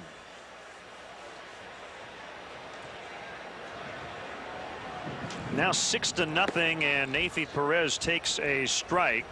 Skip Schumacher out in left field. It's actually Jared Schumacher, but they call him Skip. Good enough for us.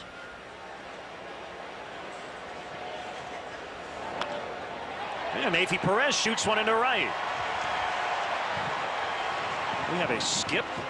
Our director, Fillmore, Skip Ellison.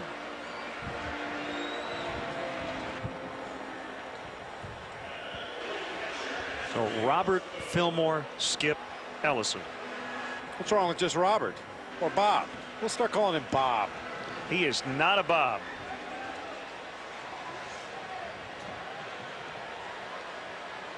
No, we appreciate the love. I think he just wanted to be on television.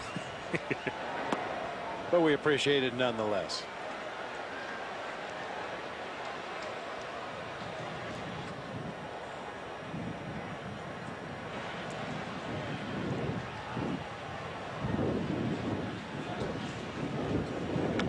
Henry Blanco lofts one back of third base, and it's a shortstop Eckstein making the catch. That was a fair ball. Our producer of Chicago Cubs baseball on WGN is Pete Thomas. Skip Robert Fillmore Ellison, our director. Associate producer Mark Brady, and the executive producer of WGN Sports, Bob Skip Vorwald. Thanks as well to our stage manager in the booth, Andy Adocchio, our great WGN crew, and our studio coordinator back at WGN, Joe Pizzo. So does that mean like he skipped a grade in high school? I mean, what's that all about? We'll have to get the background for that nickname.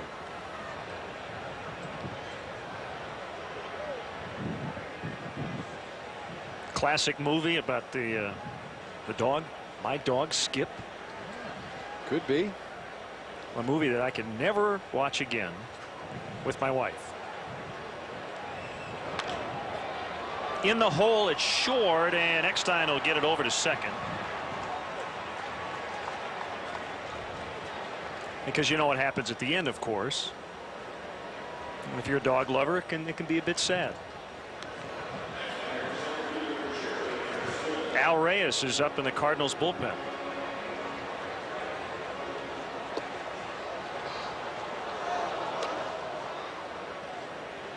Jerry Hairston looking for his first hit tonight. He's 0 for 3.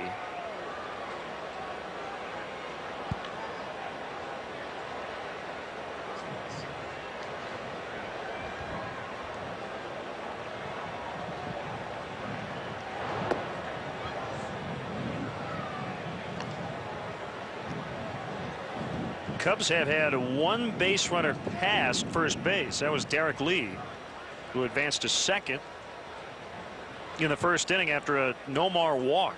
That has been it. They've had one man in scoring position all night against Jeff Suppan.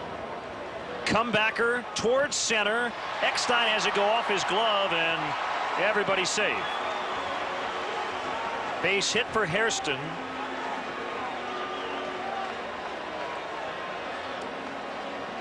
So for the second time, the Cubs have a runner at second. Hairston going right back up the middle of the field. This should be a base hit anyway, but look at Eckstein comes into your picture. Looked like he was going to try to shovel that ball from his glove straight to second base. Watch him as he tries to sweep that ball back toward Luna, covering second. And it just hits off the thumb of his glove, goes out into shallow center field, and the Cubs have an opportunity here with 2 outs.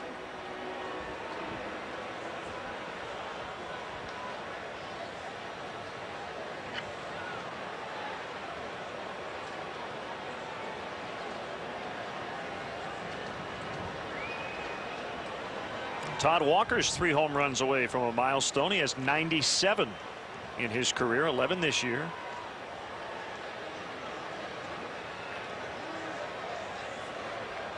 Has 6 hits on the homestand. This is game 4 of the homestand. The Cubs dropped 2 of 3 to the Reds to start it.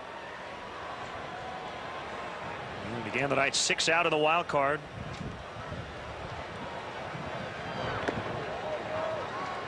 Got an email from Joe in Florida. Hey, Len, I was going through my old baseball cards the other day. Came across a Bob Brenly rookie card. Was wondering what it might be worth to you in a trade.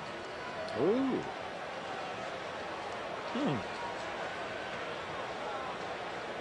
That rookie card is probably worth, oh, I don't know, a nickel.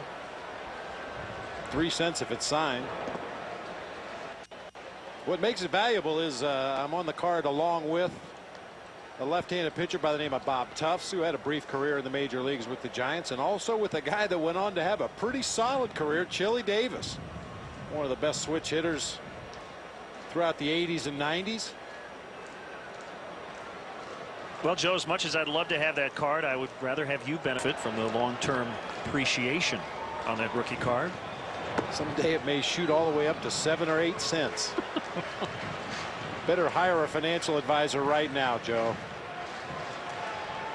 The windfall could throw you into another tax bracket. Oh, it's like the credit card company, you know, a Babe Ruth signed ball, Clemente jersey, and then the Bob Brenly card, priceless. Priceless. Do you have all your baseball cards? Yes, I do. The fans over the years were great enough that you know, they would send 2 or 3, say keep 1 for yourself, and you know, please send the rest back. And so I've got a shoebox or 2 full of baseball cards at home that we use to give to school groups occasionally. They like to give them out as rewards. Tell people, you know, you could grow up to be like this if you're not careful.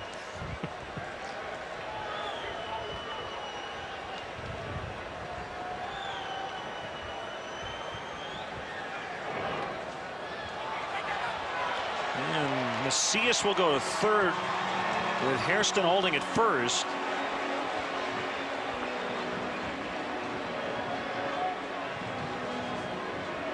You may wonder, how does one runner advance and not the other one? Boy, there's a guy with no mustache. I think that's the last picture of me without facial hair. Nice orange jersey. Wow. Yeah. See, my mother didn't like that one. I had something in my mouth that once in a while I used to do, and she didn't like that at all.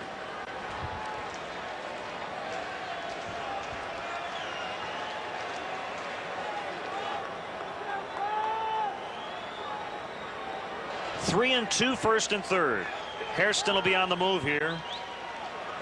There he goes. Called strike 3. Walker obviously thought it was inside as he moved back. But Jim Wolf with the call. Still 6-0.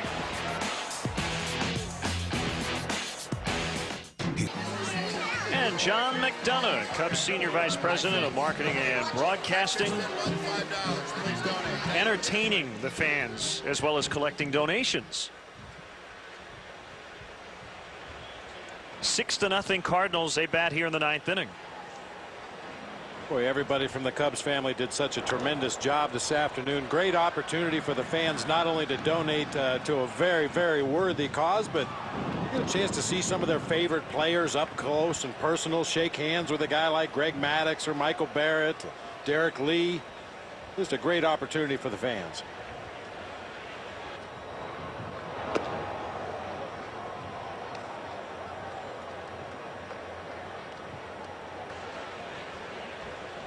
Then Will Oman and Jerome Williams actually went outside the ballpark, went out on the street to collect some donations. Suppan into center, and it'll drop in front of Hairston. So Jeff Suppan leading off this 9th inning has a chance for his first complete game this year. He's thrown 102 pitches through 8 innings. His last complete game was in 03. He had 3 with the Pirates.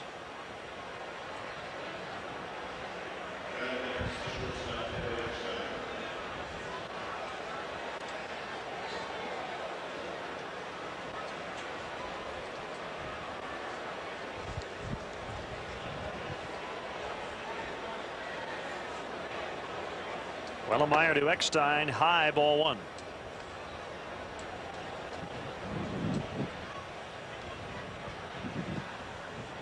Cardinals have out-hit the Cubs 9-5 tonight.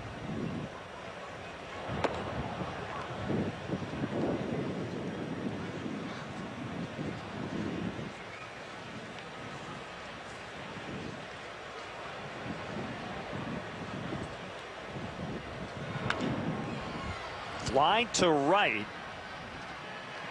1 out.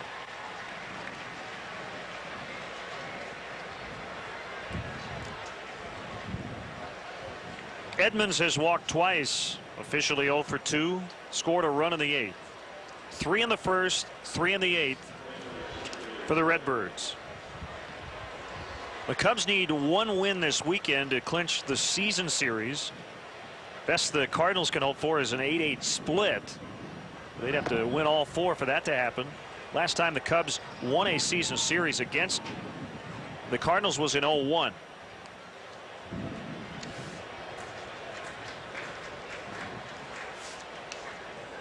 The Cubs are hoping for much more than just 1 win this weekend. They trail late here tonight, but 3 to go after tonight. Keeping a tally over there at High Tops.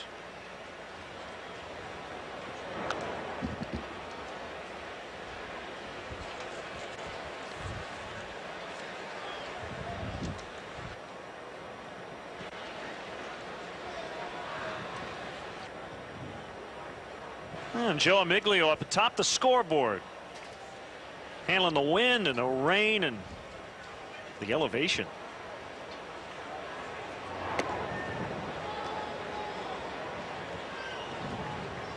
Any one of those 3 would have sent me to a safer place. Yeah. Nice going, Joe.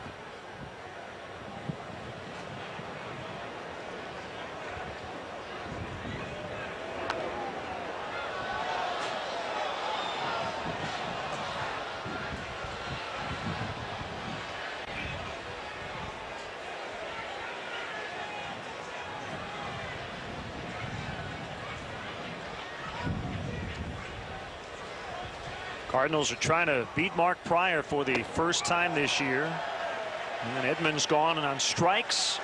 2 outs here in the 9th. Pujols coming up.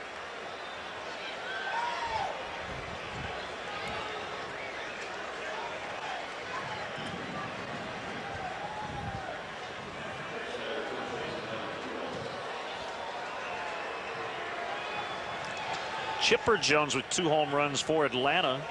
And the Braves 6-4 win at Philadelphia. Phillies started the night tied with Florida for first in a wild card race. And at last check, the Marlins were down 3-0. 7th inning in Houston. So Houston a half game back of both those teams. If the Astros hold on and win, they'll jump ahead.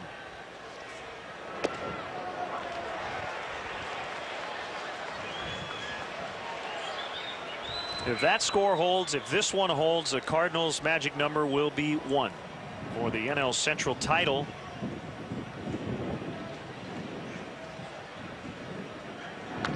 Pujols bounces it. Nice play on the short hop by Derek Lee. He'll cover first for the 3 unassisted. Suppan with a leadoff single, no runs. The Cardinals lead the Cubs to the bottom of the 9th, 6-0.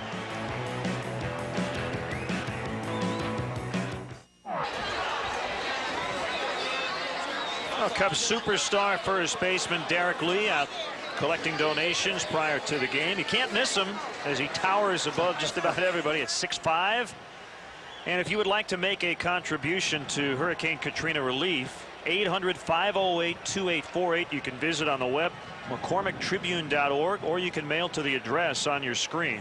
We don't have the official totals from tonight, but in all, over $7 million has been raised through the McCormick Tribune Foundation. And it's Derek Lee to lead off the 9th inning. Jeff Suppan trying to complete the game for the first time this year, and for him the first time since 03. In fact, Pujols going over, but this ball will get out of play.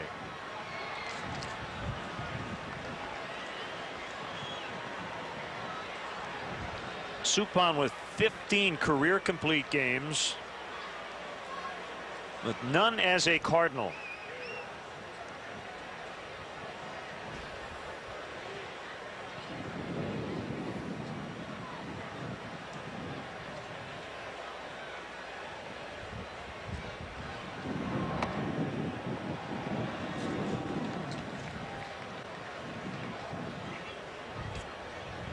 Derek started at 339. He's still there. Pujols began at 335. He's at 336 with a 2 for 5.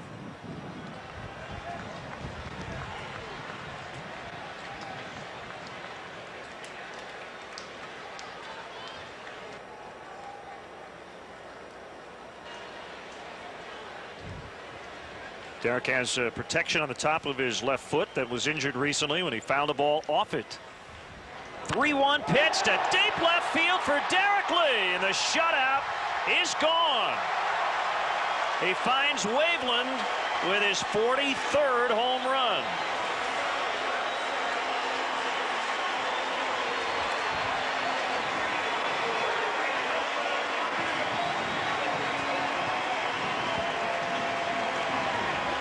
It's hard to describe exactly how hard that ball was hit. We haven't seen anything come close to getting out of the ballpark tonight, and there have been some balls that were really squared up. But D. Lee gets this one to left field, hooking hard as it went over the screen out onto Waveland Avenue.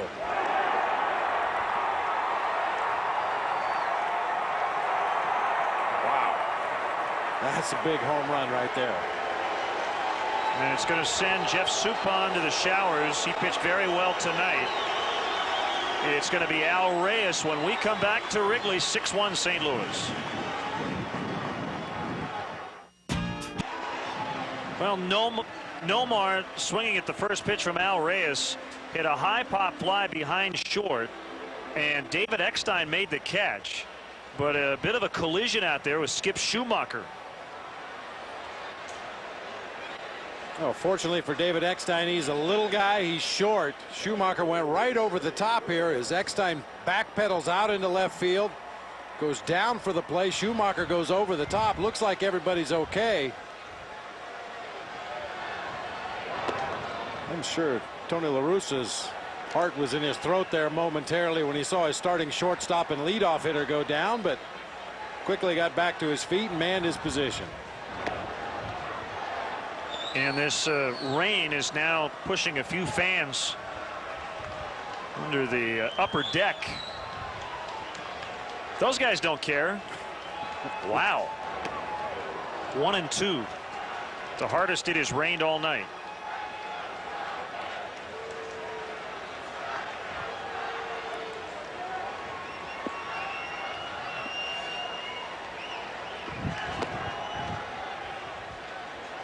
Yeah, I guess it's easy to wear tattoos, but when you get out in the rain, if they don't rub off, you know they're permanent.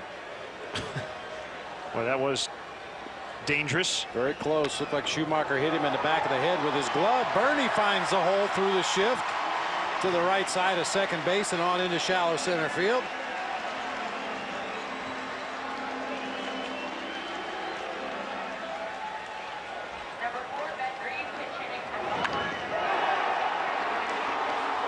Third time this year Derek Lee has cleared the vines out there. 389 feet according to our Southwest.com. How far did it fly? Off the top of a bus out there on Waveland Avenue. Oh, that took a spill and he didn't end up with it. That's a tough break, but Derek Lee with a new career high every time he hits one. Ben Grieve pinch hitting. Skies one foul. Wynn's going to push this one way out of play.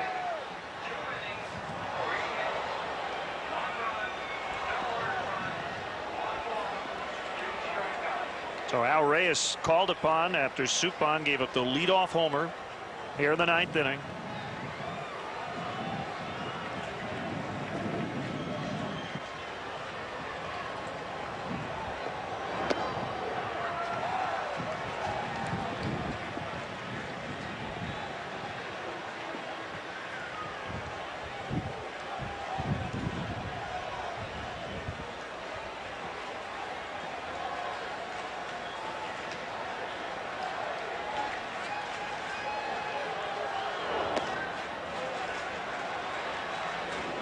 We're starting to feel some of that wet stuff here, and we're protected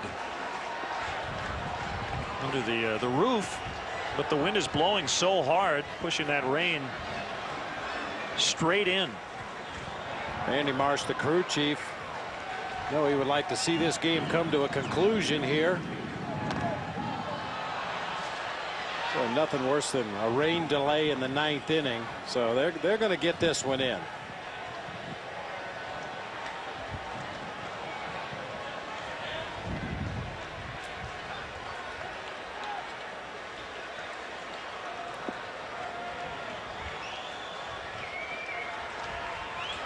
Burnitz at first on a 1-2 count on Grieve. This one sliced in the air out of play.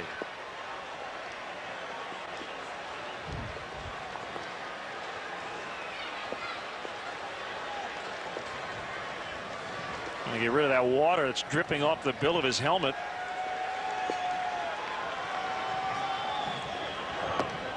And he strikes out.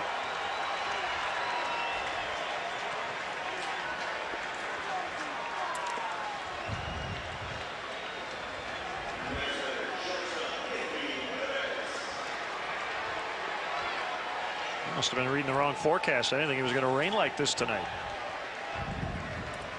It's a good thing that guy brought his dry cleaning bag to the ballpark tonight. Came in handy.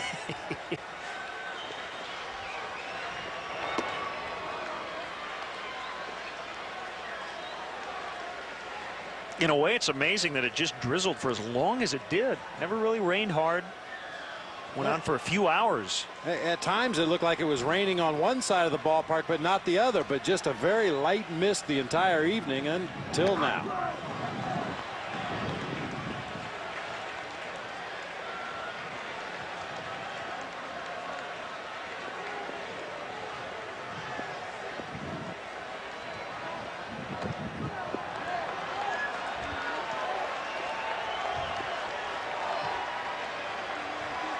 And the WGN News will follow the ball game. Tom Skilling will have the updated forecast for you. Let you know how much it's going to rain.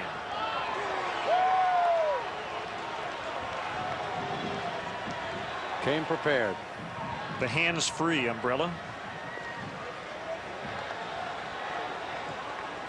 Burnitz is going to take second as Perez walks.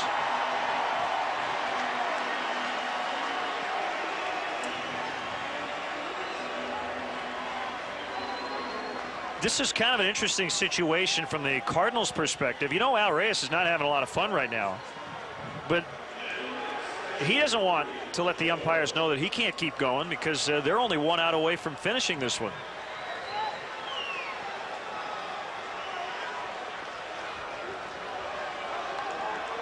Henry Blanco with 2 men on, a run in here in the 9th inning.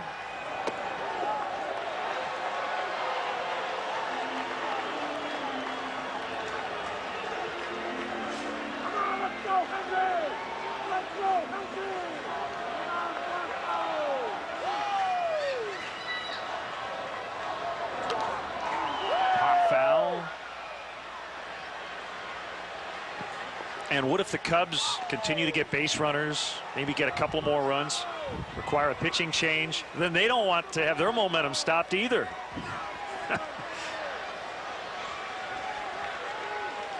Well, what an umpire will watch for is signs of a loss of footing out there on the mound by Reyes. If he starts slipping and sliding on his land foot, if the ball starts flying erratically out of his hand, if he can't get a grip because of the rain, they're going to have to seriously consider stopping this thing. Although this looks like the kind of rain that may be around here for a while, so Randy Marsh is going to give these clubs every chance to finish this ball game in the rain. Blanco drills it, foul.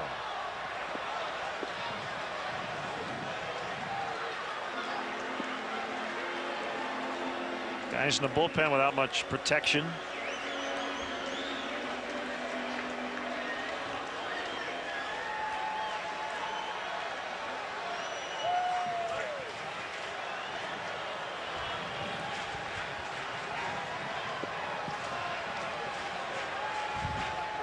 And again, a special thanks, Bob, to all those who contributed tonight. The Hurricane Katrina Relief Fund.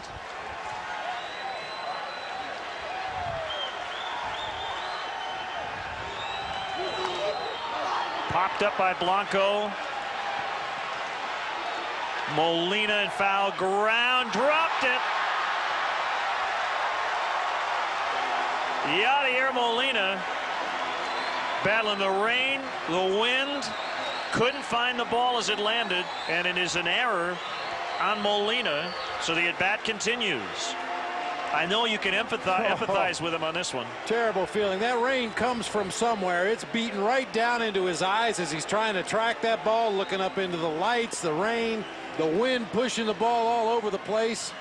Got that catcher's gear clanking around back there.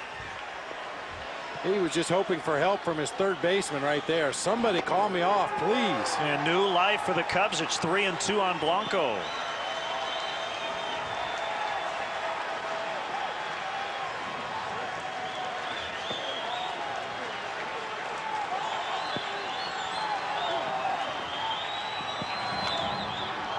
Another foul.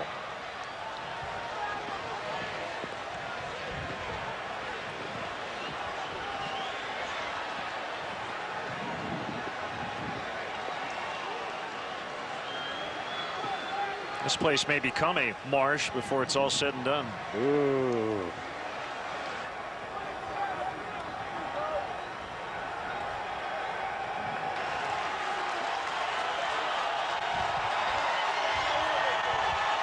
The 3-2 once again. Ground ball. Eckstein fell down. The throw will not be made.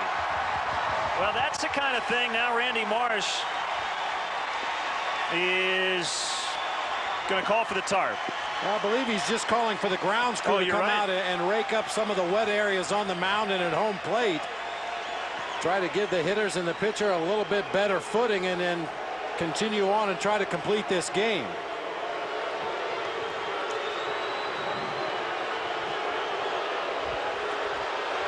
Eckstein just lost his footing out there. Routine ground ball right there. Just went down, gets back to his feet, makes the play, but now they are indeed going to call for the tarp.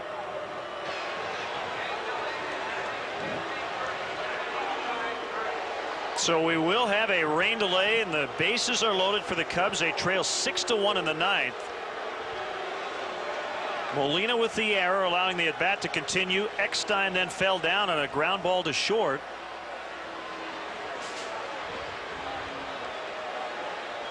So it kind of played out how, as you had indicated, that it's going to take somebody to slip, maybe a bad pitch, just something that's clearly out of the ordinary, and that certainly was. Well, the umpires have to be concerned about the safety of the players on the field. You know, a wet baseball, a very dangerous object in a pitcher's hand. If he can't control where he's throwing that ball, there's always a possibility somebody could get hurt seriously. Guys slipping and sliding in the infield, batters having problems getting a toe hold up there at the plate, and when the umpire determines that it's past the point of sanity, you just have to stop the game, get the tarp on, and hope that the rain stops.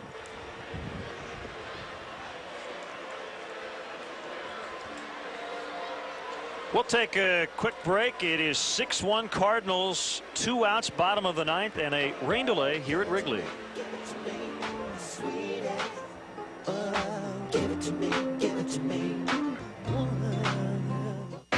We're hoping and praying to bring you the final outs of tonight's game between the Cardinals and the Cubs at Wrigley Field, but the game has now been officially called.